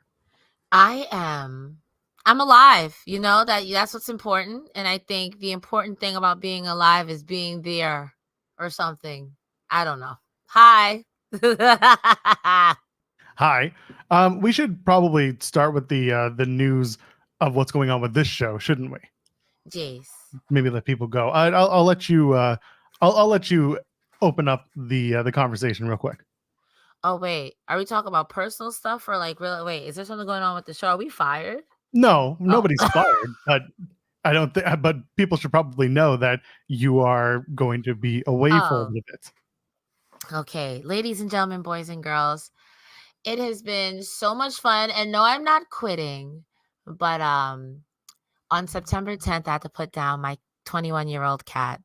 I love him dearly and more than life can say. And last year, I had a whole bunch of bad trauma going on. But I will be stepping away from TNA post shows and Collision till October 5th. I will be back. I just have to get my mental marbles in shape. Yeah, I guess it's for the best that the camera's not working because I have been a hot mess. I've been crying. I hate to quote Dave Chappelle, but I'm crying like a bitch. So I'm here to take my mind off of wrestling.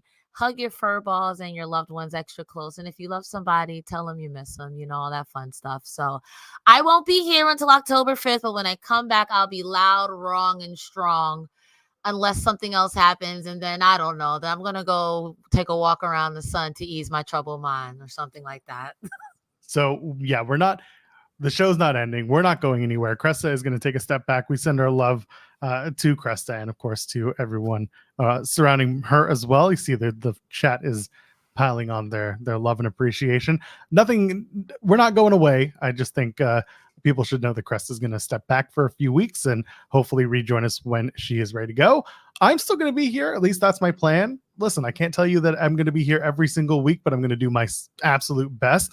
There's enough going on in my life as well that I try to be around when I can. Last week was a week off because, well, my brother got married, so I was in town for that and dealing with family. So, you know, everything's a little different here, but I just wanted to let people know that we're not going anywhere, but some things might change for the next few weeks. And with that, we should probably talk about TNA Impact. Oh, really quickly, because I did see this in chat. It's not Bully Ray. It is, so Bully Ray's name is Rangar, and it's not a Johnny. Those are the two cats I live with me. This is my childhood cat, Evie. I never had enough badges to control that cat, and I don't think it was meant to be any other way. Let's get into this. Victory Road is tomorrow night. Which I had no idea, by the way. Did you not know? You should know this by now. When they do a pay-per-view, then they tape, and then they do another show 2 weeks later. I should have really been on it. I don't know, man. That's my fault. They were like 50 roads tomorrow. I'm like, wait, didn't we just do something? Oh, man. Ah, shucks. Yep, that's what we do. Emergence happened, then they did a show, and then, yeah. But they do that, and then they tape 2 weeks of Impact in one night. So that's on Saturday in Texas. And then they go to Spartanburg, South Carolina, where they tape 4 weeks of TV. So a weekend of tapings, which will come out to about 4 weeks, which takes them to Bound for Glory, which is towards the end of October. That's kind of what we're looking at in terms of taping stuff, which is fine. It's okay. But yeah, good stuff. Looking forward to tomorrow's Victory Road show. Whether or not there's going to be a post show, I don't know. Again, we're navigating some new waters. I'm going to be perfectly honest with everybody. There are maybe 2 or 3 matches that I'm actually interested in on this card. I don't know how invested I am, especially in the Lambert. Where is what's his name? Where's Steven Jensen? Now you're gonna leave my man Joel hanging. Joel needs a hot tag right now. Jensen's busy. Jeremy Lambert doesn't do post shows, and I get it. We'll see. We'll see if there's a post show tomorrow night. Honestly, I don't think anyone's going to be too asked if we don't do a Victory Road post show. Maybe we'll just cover it on the Thursday show. Get out with the fallout. Talk about that stuff. We'll see. It'll be a game time decision. If it happens, it'll be on this channel on youtube.com/Fightful, and of course in your ears after the fact. But other than that, we did watch the show tonight, so we may as well talk about it. My first question to you, you've been a TNA Plus subscriber for the last few weeks, right, Cresta? Yes. Has it been a good experience for you? Hold on, I have to cough. Well, while she's coughing, go ahead and leave a thumbs up on the video, and of course, donate a super chat. Any amount, get your question or statement right on the air. And then, of course, as she comes back from coughing, Cresta will also tell you about Humper Chats and then talk about her TNA Plus experience. How about that? If you would like to get your question or comment read on air, but you're like, I don't want to go through the super chat, you can go ahead and head over to humperchats.com. We get to keep a little bit more of the proceed. It keeps the lights on. It keeps us talking about TNA and all this other stuff. Humperchats.com. Joel Pearl and myself will read your comment on the air. Did I mention that was humperchats.com? We get to keep a little bit more of the dollar amount at humperchats.com. Humperchats.com. Did I say it was at humperchats.com? Humperchats. I've been told it is humperchats.com. Have you heard about humperchats.com? News to me, but it is certainly humperchats.com. We can do a super chat. Anyway, TNA Plus app. I want your thoughts because I will be honest, I used it for the very first time ever tonight. Well, tonight I can say that for a minute there, it was really glitchy. So typically I have a decent experience. I do not hate having the time where the commercial should be. It does give me a break because I write things by hand because I'm a Neanderthal and I prefer it, but it also gives me a time to break my hands. I can go to the bathroom and grab a snack and not miss the action. Typically, I don't have a problem with it. Things start on time and I'm not too mad about it. Did you have a good experience for your first time? Did you have an adverse experience? Are you allergic? TNA staff, if you're watching, give me 2x speed on your programming. Let me catch up. Let me start the show at 9 o'clock and catch up in time for the main event. That's what you did with YouTube, and it was delightful. Starting at 8:30, going commercial free, cutting the commercials out. I get it. You had to put together 2 different cuts of the show. I understand it. But for Christ's sake, just let me 2x this show. Because if I can watch it at double speed, I can get my notes done. I can hear everything. I don't have to skip ahead. I can just do the job. Give me a 2x. Don't give me the slowdown. Don't give me the slow motion. Nobody needs that shit. Pardon the French. Give me 2x speed. Other than that, I can see that. I can see that, especially if I tune in late. I would like the option to start and maybe play it faster to catch up. And then if I catch up to live, I catch up to live. But I could see that, especially if I'm running late. Easy as that. That's all I want. I don't need to skip ahead. I don't need to, scrub through it. I would rather watch it as it airs and just watch it faster. I'm okay with that. That's my gripe with the TNA Plus app so far. And that's my first night using it. So I hope that it's something that gets looked at. Maybe that'll be something to add. But let's get right into Impact. Talk about the actual show. Maclin defeats Hammerstone. Hammerstone lost on Tuesday on NXT to Obafemi. Loses again. This time he loses in his second match in a row via a roll-up. So that's pretty hilarious. I thought that was such a sudden finish. I was like, okay, these meaty men is really getting into it. Wait, the match is over? All right. Are you talking about tonight's match or Tuesday? Yes, tonight's match. I was like, what is this at the end? I'm not mad. Let's be clear here. I'm not mad. I was just, how do you say, sports confused at the finish? Yeah, I get it. I didn't mind the finish because it was a little bit of a shock. Maclin rolling out of Hammerstone's attempt at the pendulum and the nightmare pendulum, and instead just kind of rolled him up. And it was good. Like it made sense. And Maclin getting the win made sense, especially last week. He came to the aid of Eric Young after his match with Jake something. So this week kind of set up the tag match for Victory Road for the countdown. The match was fine. Again, Maclin selling that right shoulder because he had the match with Eric Young at Emergence the night before, if you're talking about when the match happened versus when it airs. And then Hammerstone stays on it. He attacks the shoulder, does a gnarly overhead belly to belly top rope suplex on Maclin. I liked that. The match was good. The match was fun. And post match, Hammerstone gets that torture rack. EY makes the save. And then backstage, they set it up. Maclin is, I guess, turning into a babyface again. Says he doesn't, thank people very often, but it's respect. They're talking about respect. And then they set up Eric Young and Steve Maclin versus Jake something and Alexander Hammerstone. What did you think of getting into that tag match that's going to air tomorrow night? I am not mad at the combination of both these men. First of all, Hammerstone and something, you know how I feel about meat. I could taste the gout coming from that team. And honestly, I'm not mad at it. It's something, in my opinion, that's better for Jake something to do. No offense or shade to Diener, but I think the time for the Diener reunion, as someone who wanted a Diener reunion, that time has long since passed. And I think it's time that we do something else. And these two big meaty men lumbering and hammering each other, I think it'd be fantastic together in the team. As far as Maclin and Eric Young are concerned, I don't know what I thought. Eric Young and Steve Maclin for some reason remind me of young grizzled self looking at old grizzled self, and I kind of live for it. It's like deranged grandpa, but also deranged uncle. Like I kind of live. It's a good pairing that I didn't know I wanted for both of these guys. I expect this match to be stiff as a board. So that if I tune in, I won't lie, I might take a detox from wrestling too, but if I take a little peeksy poopsies, I expect to see stiff meat.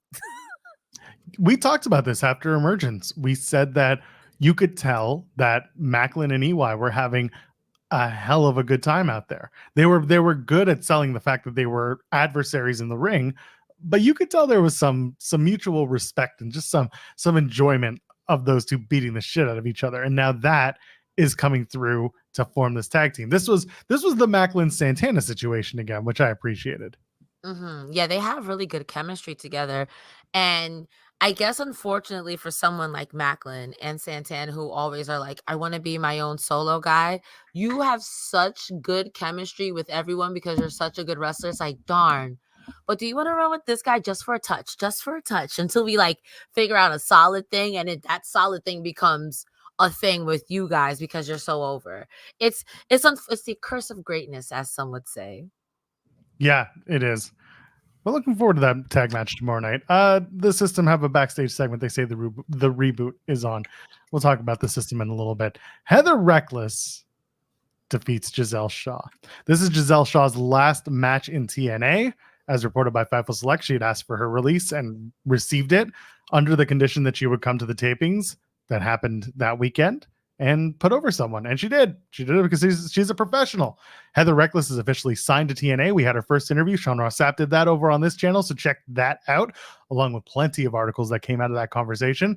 The match was fine. Gisele Shaw got another theme reboot going into this. It was a remix of her original theme, plus a countdown clock.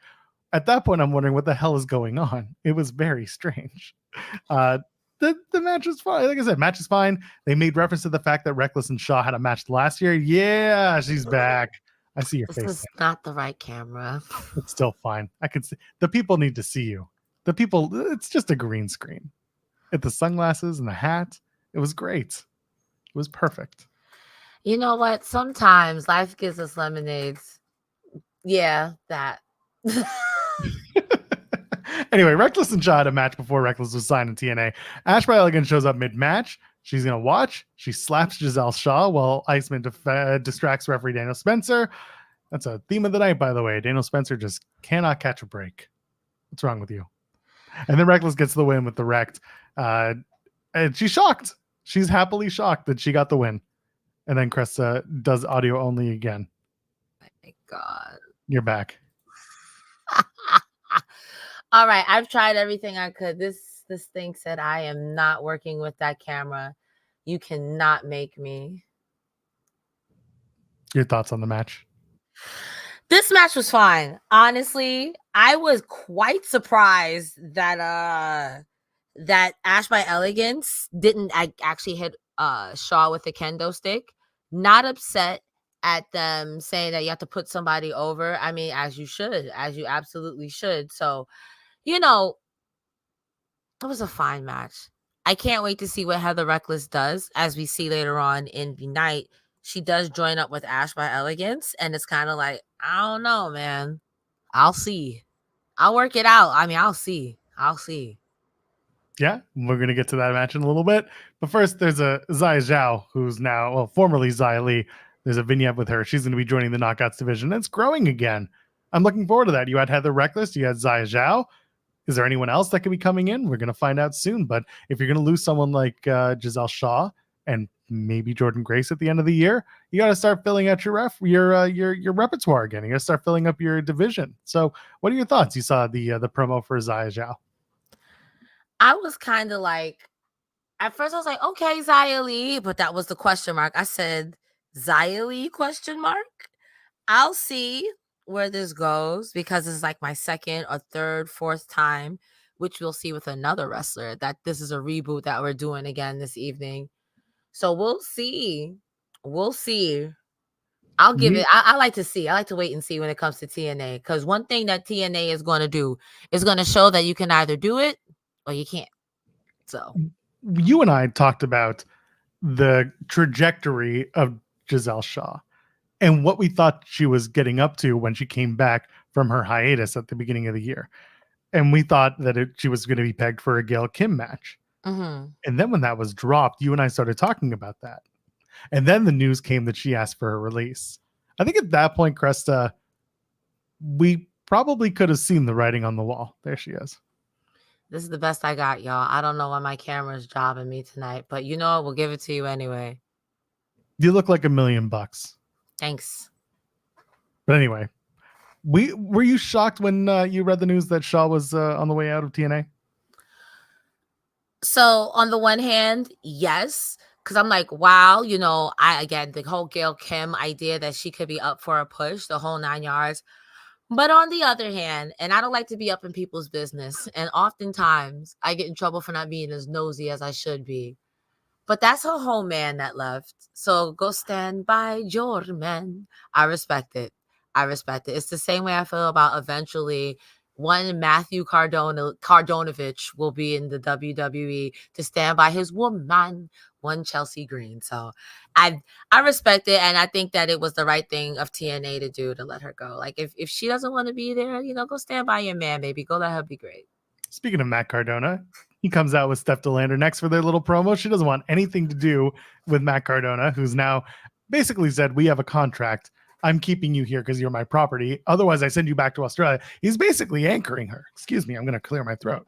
Listen, while you clear your throat, I wrote not an immigration joke. Like, that's crazy. That's a wild thing to say. You can do it because she's a white girl from Australia, so it's less. It doesn't look good regardless of how you do it. I'm sorry. Matt Cardona, like, he's healing it up, but like, oof, this is nasty. Yeah, my notes basically just say there's no heat like misogyny heat.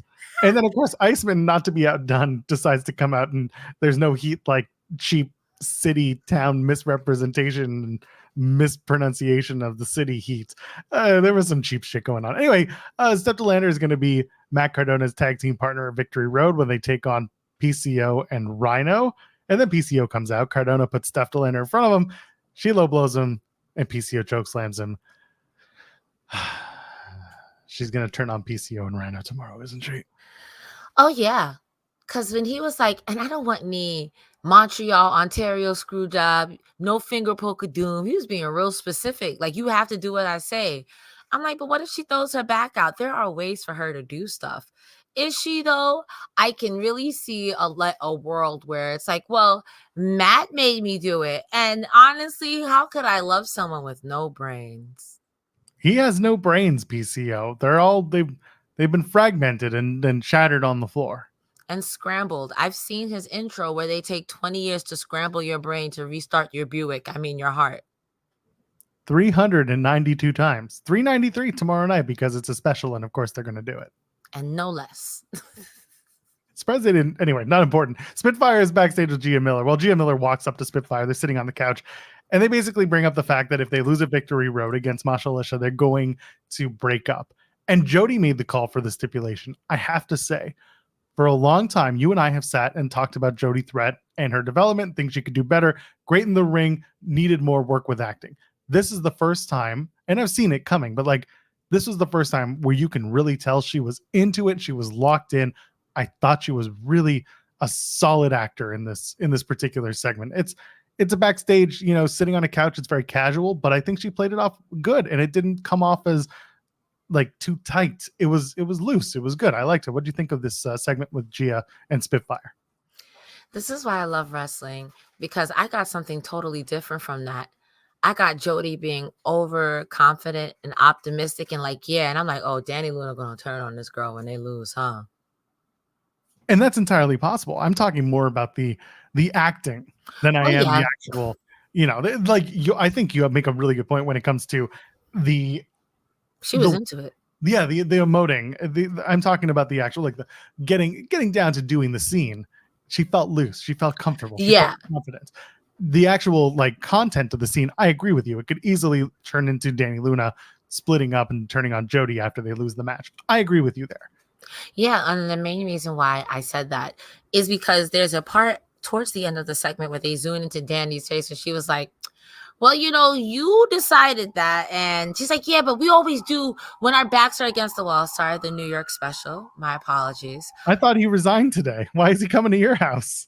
Ah, man. Which he? There's a lot of he's. The NYPD is under investigation, so he just up and quit. I snitched, so it was a pleasure knowing you guys. They're downstairs to come and get me.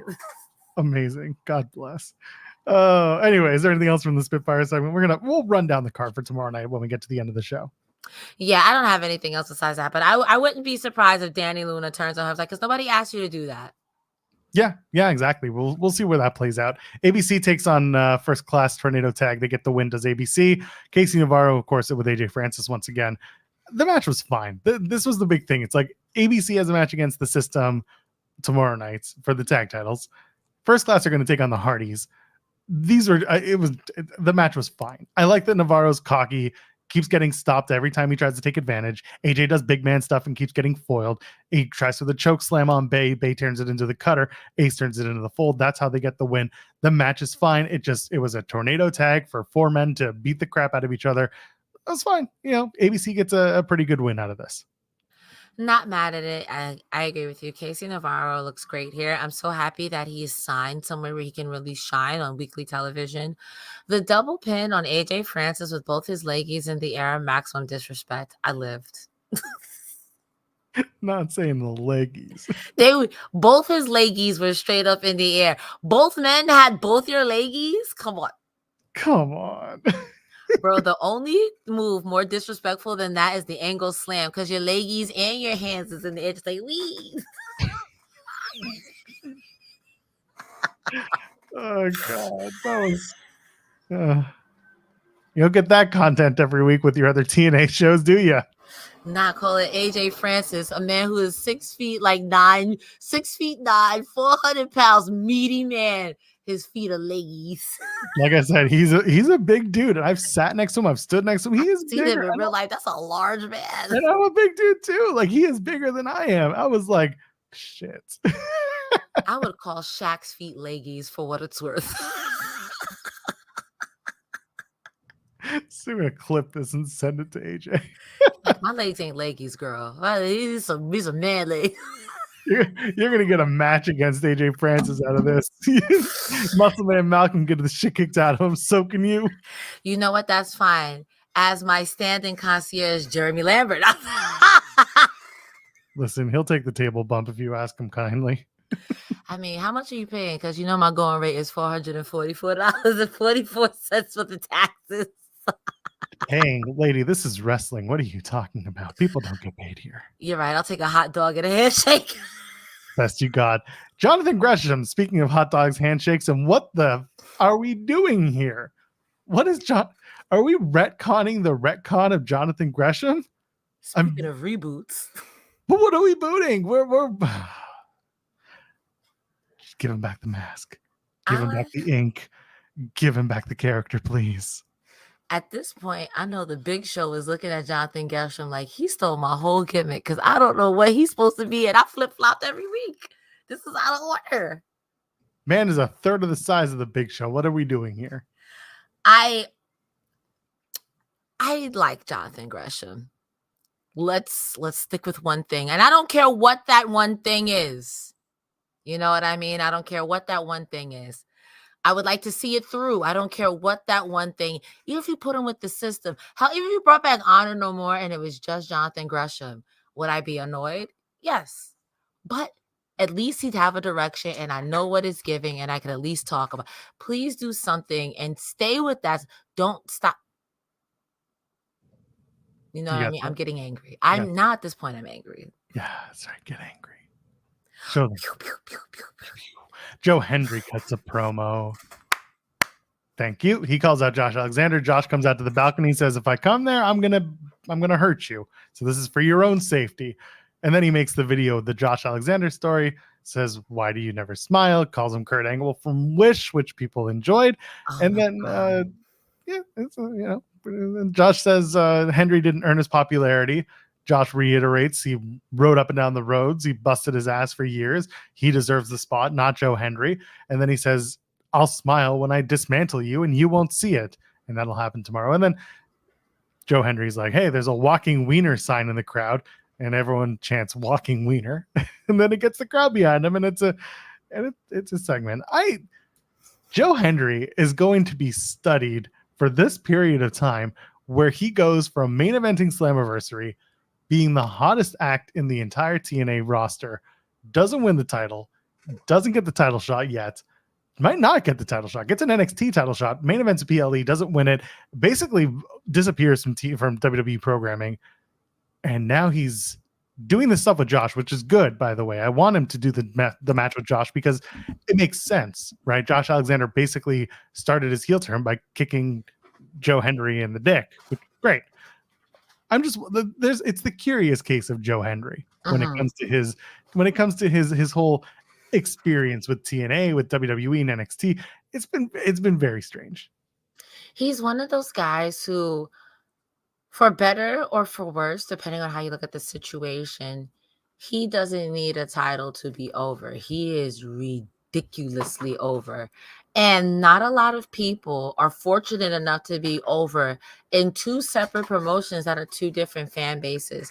I tell my friends that when on a personal note, I tell friends that when I work at Fightful, I'm very glad I started with the TNA fan base because as much as people crap on TNA fans are like, great, you're watching TNA. Thanks. Let's talk about TNA. And sometimes, whether you're an AEW fan or WWE fan, you can be a little bit polarizing and tribalistic. And oh, you're from TNA. Well, that place sucks. So for someone like Joe Hendry to be over in multiple crowds, and not just with the NXT crowd, because I was watching bits and pieces of Raw on Monday, bro, he's over with the main WWE crowd too. Like, he is very curious, like the curious case of MJF when he first came out. I would say the same thing with Enzo Amore for a while. These people are so over that you're like, how? And the Becky Lynch becoming the man is another good example of this. As far as the segment itself is concerned, calling Josh Alexander a Kurt Angle from Wish, I might have to fist fight you backstage because you got the crowd to chant "You suck" and then walking wiener. Bro, he's the Joe Hendry's Danhausen levels of the worst.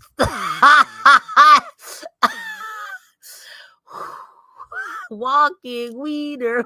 That I gotta tell you, I laughed for like 10 minutes straight. My chest hurt after that one because it's so stupid, but it was so effective, and it wasn't even his joke. So you know he thought of that on the fly. Well, maybe he saw the sign of it, or maybe the sign was a plant. We've all planted signs before, right, Cresta? Don't ruin this for me. What? All I'm saying is that sometimes people plant signs in crowds and they give them to people in the third row at a show in Montreal and tell them that someone paid you $20 to do it, so you did it. You're the biggest heel in the business. I would like to live in my fantasy land, okay? Moose's real name is Moose. Thank you very much. Oh, well, I mean, it's kind of, isn't it? His actual name is Moose. No, it's not. It's something else. Anyway. AJ Styles stands for AJ Styles, right? I want to live in my fantasy land. Thank you very much. His first name is Quinn. I'm just so used to calling him Moose. Oh, God. Jordynne Grace is backstage with Ariana Grace. Ariana Grace is now the link. She is the Santino Marella of TNA. Oh wait, they have one already. His name is Santino Marella. Isn't that his daughter? That's the joke. She's there. At first I was confused, and I was like, "Wait, just a second." Meanwhile, Santino's not on the show, which makes this even funnier. I assume they'll do something tomorrow night where they cross over. Ariana Grace is backstage with Jordynne Grace, like I said. Yeah, she's the liaison between NXT and WWE. She is the Santino Marella for NXT, which is just apropos. Wendy Chu isn't welcome in TNA, according to Jordynne Grace. Grace says Chu isn't in the building. Sorry, Ariana Grace. Oh my God, they're both named Grace. And I must say, yeah, this is a Grace moment. Say your Grace. Say your Grace. They're not sisters. They're not cousins. Ariana Grace says Wendy Chu is not in the building, but wants both sides to get along and promises nothing will happen at Victory Road. And then Ariana Grace goes to pinky swear with Jordynne Grace, and Jordynne Grace tells her not to. And that's very cute. And meanwhile, there's someone yelling, "Oh my God, they're both named Grace. We have to get them away from each other." Yeah, that's going to be a lot. That's the Eddie Edwards problem. That was very upsetting to read in my notes as I read Grace, Grace, Grace. And I'm like, oh, they're both named Grace. I peeped that when they're like Ariana Grace, Jordynne Grace. I'm like, oh God, I gotta write first names, Jordan and Ariana. So, you know. Mike Santana wants Moose. Not only does he want Moose, he wants Moose to win the TNA title tomorrow so that it's one more thing that Santana can take from Moose, because Moose took everything from Santana. I'm of multiple minds when it comes to this. Tomorrow night, I really wouldn't be surprised if Moose won the TNA title and they set up Santana versus Moose at Bound for Glory. They want Santana to be next. They want him to be next. He's not going anywhere. This goes back to the Joe Hendry conversation. Santana's not going anywhere. They want him to be next. And that's fine, because I like Mike Santana. I think he'll be a great TNA champion. Nick Nemeth doesn't need to be a champion for long. Honestly, I don't really care for him as champion now. So if they're going to just go back to Moose and then give it to Santana, that's just like doing the speedball thing where he won at Slammiversary and then dropped it a month later so that Zachary Wentz can bring the title into NXT. But regardless, that's a whole other can of worms. I feel like Santana might get his wish, and I feel like Moose might win, and they might set it up for Bound for Glory, and then Joe Hendry does I don't know what. I gotta tell you, with what you said, now, don't get me wrong. If I'm using my kayfabe brain, I agree with you. I do think, in some twist of fate, Nick Nemeth loses and Moose regains the title. But if I'm Moose and I'm Kennedy Davenport, hold on one second. Get down, cats, please, the both of you. If I'm Moose, and if I'm Nick Nemeth, I feel like Kennedy Davenport from RuPaul's Drag Race. It's like, fuck my drag. So everyone's going to overlook me. Like, Moose is just going to pin me. And let's say he doesn't pin Moose. You know, Moose, let's say he pins Moose, rather. Now I got beef with Mike Santana. You know, I understand you want to beat him, but he don't got, what that got to do with me? Like, don't put that juju on me. You know, it's a built-in thing. Maybe he pins Nick Nemeth. I don't know. But I could see it being like, I hate you so much, Moose, and this is going to be the real system failure. So we'll see. I'm not mad at it either way, but if I'm Nick Nemeth, I'm feeling a little upset. My cats are also upset. It's food time. And White Cat just slapped Bully Ray, so... As one does. I mean, honestly, anytime you hear a sentence, someone slap Bully Ray, you kind of just go... Slap him back. This is what's going to happen. And then tomorrow they'll do a whole 15 minutes on Busted Open about it. Ash by Elegance defeats Xia Brookside. Iceman does the Cheap City fat people heat, as I had written in my notes. Ash at one point sells her butt. He landed on her backside, and she said, "Ow, my butt." Brookside hits 2 broken wings, waits a long time before missing a third, and then Heather Reckless comes back, pulls Xia Brookside into the ring post. Ash rolls up Xia Brookside and gets the win. Afterwards, Ash doesn't really care that Heather Reckless had just helped her, but joins her to go up the ramp, and then backstage, they're in the dressing room of Ash by Elegance. Iceman likes her, but not her look, and I guess a makeover is in the cards. So I guess we'll be soon calling her Hash by Elegance. I mean, I'm so congested. I apologize, y'all. A makeover would be in the cards, except he handed her a 7 of clubs. So I don't know how she's going to call that number. So maybe we'll see next Thursday. Maybe she'll get a makeover and they'll be calling her Rash by Elegance. There's a saying that says, much like a fart or a ponytail, if you have to force it, it's probably shit. She'll be Heather Recklash by Elegance. This is the worst job I've ever had. Yeah, well, you're taking a few weeks off, so what do I care? Nick Nemeth. That's true. Make my life hell. Give it to me, Joel. Nick Nemeth says a bunch of WWE guys were tagged by Moose in the post, and they could have done this face-to-face. I don't give a shit about this match, Cresta. I'm sorry. I just don't. When they announced it after Emergence, Nick Nemeth came out and was like, "Moose, I want a match." I don't care. They haven't done anything to make me care about Nemeth and Moose. They've done interviews, sure, okay. They've done tandem interviews, no less. But on the television show, they've yelled at each other for 2 weeks straight. Nothing matters. This match doesn't, like, who could possibly care about Nemeth versus Moose in this case? I think the biggest problem is that, unfortunately, as good as heels the system is, it comes now to the problem where no one cares. You're the system. You lost the titles. That's what we wanted. We want you to go away. So you're challenging again. You aren't the heels that you were before. And no one, I don't want to say that no one cares. And also, I don't know, to be fair to Nemeth, who was Nemeth going to challenge? You know, Alexander, I think, was a good feat. But it's like, who do we go to next? I do think there is a world where he does pin Moose, and there is something between Moose and Santana, or Moose and Nemeth. I mean, Santana and Nemeth, and Moose interferes with that, and you make it a 3. But I think there's a world where you can facilitate all of that and make it interesting. However, I guess I want to try to say is I feel for Nemeth because you had no other dance partner besides Alexander that anyone cared about, because Moose is so good at being a bad guy. We want to see him lose all the time. Nick Nemeth could have had a match against Alexander Hammerstone. They could have built up Hammerstone over this time. I'm looking at the roster. What about Kazarian, who always claims he's king of TNA? The Frankie Kazarian's another person that he could have. Because this show is such a non-show, you could have just done Baddie of the Week. And you're going back to Moose, and that's why I keep saying it feels like Moose is going to possibly get the win. Hell, you could have had the brothers face off. You could have Nick and Ryan in a match. Although I don't think Ryan's really working for the company these days. All this comes to, it's fine. I don't know why they're doing it. Some of the chat saying so Nemeth can beat Moose. Why? To what degree should anyone care that Nick Nemeth can beat Moose? There's just no, I don't know, because Moose was the longest reigning champion in the last little while. Sure. Most of that was, anyway, it's fine.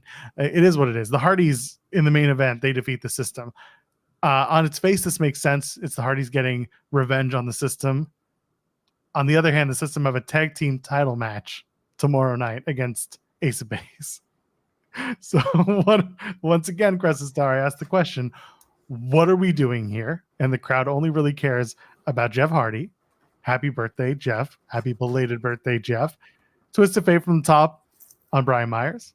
Eddie Edwards hits another twist of fate from both brothers, gets the Swanton bomb from Jeff, loses the match for his team. Why is the system getting a tag title match tomorrow? I mean, that's more notes than I have. Thank you. I also was trying to make something out of this. This was not a match that I would care to main event. I'm not gonna hold you. I don't I don't know what this was. And normally I like both of these guys in action, both like all four of these men in action, but tonight it didn't connect with me. The happy birthday chants is what I have as well, but the system cheating, what a concept. The Hardys winning before Victory Road, a choice. But does that mean that the system is winning tomorrow? I don't think. So this to me is a choice. And that's your TNA Impact for September 12th, 2024. Victory Road is tomorrow. You want to run through this crowd real quick and see what we think? Let's do it. Let me give you my ill-informed predictions, lol. Countdown. Kushida takes on Leon Slater. I love this. Bringing in Leon Slater to get a victory and crush Kushida once upon a time.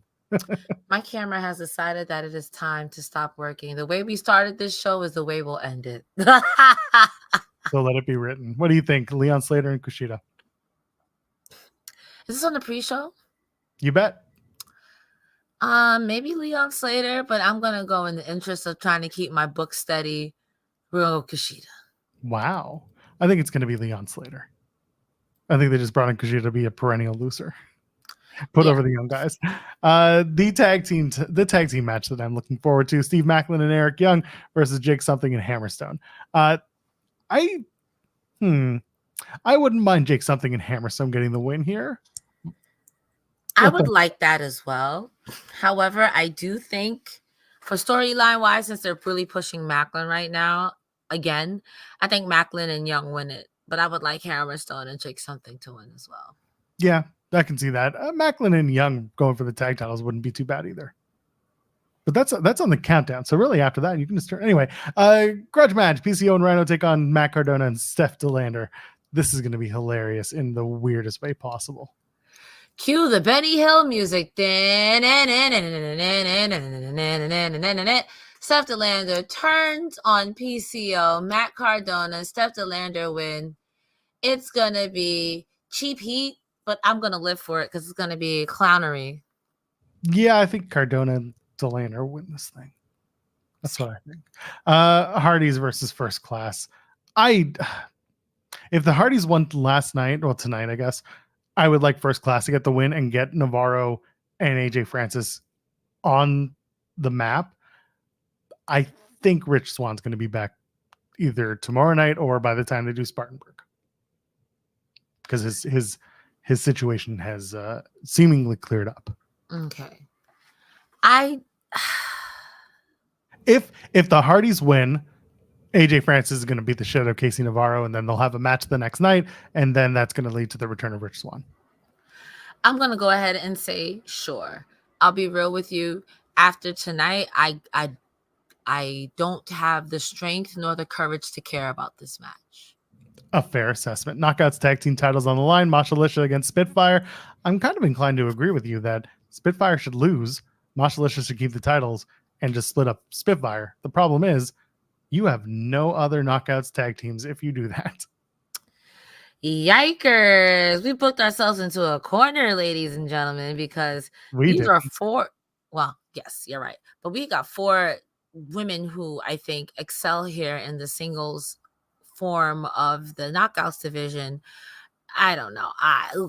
Now that you said that, it's like, yeah, if Danny Luna does turn on Jody Threat, who else is in the knockouts tag team division? Who? Okay, you're about to add Heather Reckless and Ash by Elegance, which honestly I would be fine with those two being in the knockouts tag division. But then we're right back to our making problem a new of team and just giving them the title belts. You bet, baby. Tasha Steelz could probably use a partner.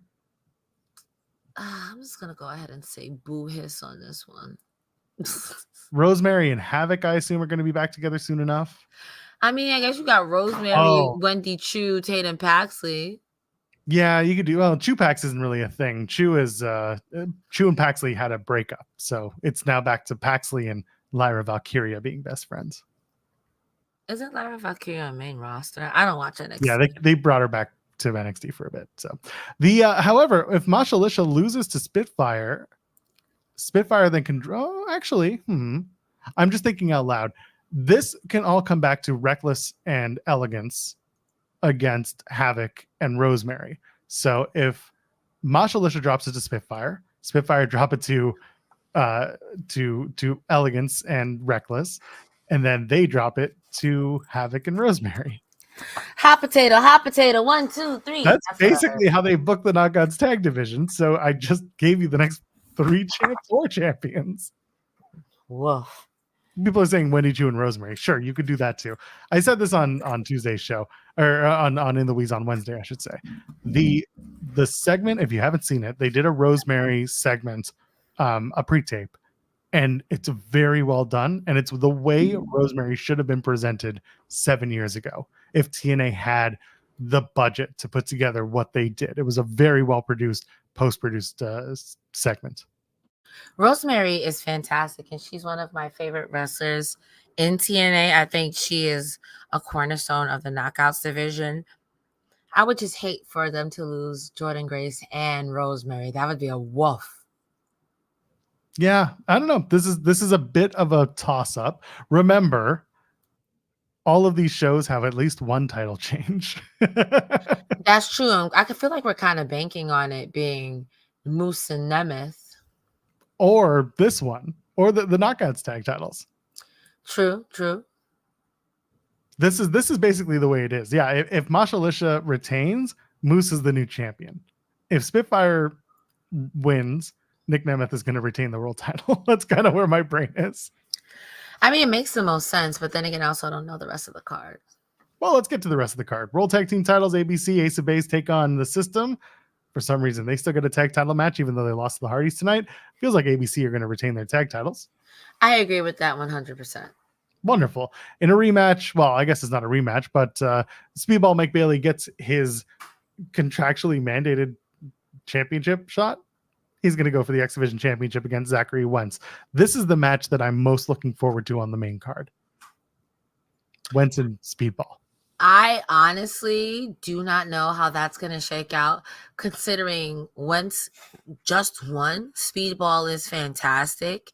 I do see a world where cheating and shenanigans happen, where Wentz retains because of shenanigans, but I don't know who was shenan against Speedball. If anything, I see Wesley coming to TNA, shenaning on Zachary. So Speedball picks up, as people saying, well, I don't like that. That's not how I want to win. You know what I mean? So I don't know, but I do foresee shenanigans in this match that's going to be fundamentally good within and of itself. I think Wentz retains. I think WWE likes, not WWE, I think TNA likes having their X Division Championship on WWE programming. And with Wesley having a last man standing match with Zachary Wentz on the CW premiere, that they want the X Division Championship on for that. However, maybe they don't want their X Division champion losing a match to Wesley on CW. That could be it too. I mean, maybe there's a world where Wesley loses again, you know?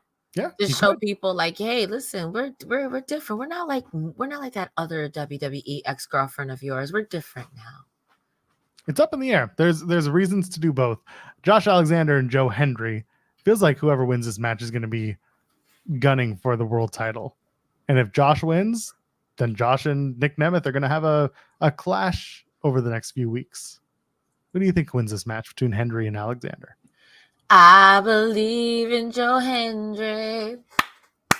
I also believe that Josh Alexander is going to kick Joe Hendry in the dick again. So I think both of those are going to happen, but I think Joe Hendry wins here. Does Joe Hendry be successful later on? I don't know, but I think that if I'm a betting person and I'm also a business person for TNA, Joe Hendry wins here. Josh Alexander's a little too full of himself, and Josh Alexander will still be fine. More dick kicks in wrestling. Honestly, the surprise roll up and the dick kick, yam back shuffle are the most devastating moves in the game. Mickey had the chick kick. Josh should incorporate the dick kick. That was called the clam jam. I see Josh Alexander getting the win here. Joe Hendry did just lose the NXT championship match. But if he loses to both members of the North, that's a good story. You can tell. That's funny. And Knockouts World Championship, Wendy Chu versus Jordan Grace. If Wendy Chu wins the Knockouts World Championship, I will laugh so hard. Honestly, I hate to agree here. I don't think Wendy Chu's a bad wrestler from what I've seen. But I'm like, of all the people to beat Jordan Grace, no disrespect to one Wendy Chu, she's not the girl to do it. Sorry. Nick Nemeth, Moose, world title. If Moose wins, I might boycott the promotion. If Nick Nemeth retains, I might boycott the promotion. So you saying the winner makes Joel leave town match? Grand opening, grand closing. Not winner makes Joel leave town match. Like, so wait, what? Yeah, no matter who wins, Joel's leaving. Well, here's the other thing. Like Josh and Joe in the Alexander Hendry match, it's almost like the winner of that match is almost going to tell you who wins the world title match. Well, maybe not. Again, Nemeth and Hendry isn't like a bad babyface match. You could do that one in a few weeks. But if Moose wins and Hendry wins, Santana is also getting a shot. Again, Moose, I'm stuck on Moose and Santana at Bound for Glory, and that's Santana's moment. I mean, maybe you have a quadruple, triple, something threat. I don't know. Maybe I'm putting too much faith in the Joe Hendry basket because of how hot he is right now. And I'm thinking to myself that if I'm a business person, I want to do what I got to do to keep two of my hottest acts being Grace and Hendry in my company, especially since WWE is giving them, hey, baby, I'll dance with you, baby girl. Anything you want. You want that diamond ring, baby girl? I'll get you that diamond. You want to go on just I'll take you anywhere you want to go. But so I want to do what I got to do. But you're also not wrong. Mike Santana has been built up. So it would make sense. I don't know. There's a lot of moving parts. And this is why I'm not a booker. I'm just a looker. And if Nemeth wins and they do Hendry and Nemeth Bound for Glory, it's not as impactful. If Joe Hendry wins the title. Again, I keep saying it, and I hope people understand what I'm saying. Joe Hendry, this rise is going to be studied from so many angles because the way it's fallen out has been not fallen out, but the way it's happened has so many moving parts to it, just like this card. We'll see what happens. Victory Road is tomorrow night. It's Friday night. If you're watching or listening after the fact, there might be a post show. If there is, it's going to be me. If there isn't, then we'll just talk about it on Thursday when the fallout happens. Cresta Star, what else is going on for you? Ladies and gentlemen, boys and girls, again, if you missed it at the top of the show, I will not be here between now and October 5th. We did unfortunately have to put down my 21-year-old cat, RIP Evie, play the Pokemon theme song a little extra loud, and I just got a lot of personal stuff going on. So we're going to do a little mental health hiatus, and I'll be back. So I won't be here for Collision, Victory Road, or all that stuff, or even my personal stream. So keep up with your girl over on the Twitter at Cresta the Star on Twitter.com. There's a X.com. There's a link tree in my bio to all my socials like Instagram, Twitter, whatever else they got. Also, too, I want to take this time to say that a lot of you guys who watch this show have reached out to me, whether personally or on socials, to send your condolences. And I want to say that's very kind and very sweet. And you guys didn't have to do that. I'm just a girl who yells about wrestling on the internet. And I really appreciate everyone who reached out. And I do see a lot of the things in my wrestlers' requests. So truly from the bottom of my heart, it means a lot to me. Thank you. It means a lot to me. Thank you guys so much. Joe Pearl, what you got going on? Not much. I get in the weeds every Monday, Wednesday, and Friday over on our sister channel, Fightful Overbooked. Go to FightfulOverbooked.com. Join us over there. Tons of content on that channel if you haven't already. And by the way, leave a thumbs up on the way out if you haven't. Leave a 5-star review in the audio realm of your choosing already if you haven't. Will we be back tomorrow for Victory Road? Who knows? Maybe we will. Maybe we won't. That's your cliffhanger. Until then, I am Actual Pearl for Cresta Star. Ladies and gentlemen, friends beyond the binary. We'll see you in the next one. Cheers.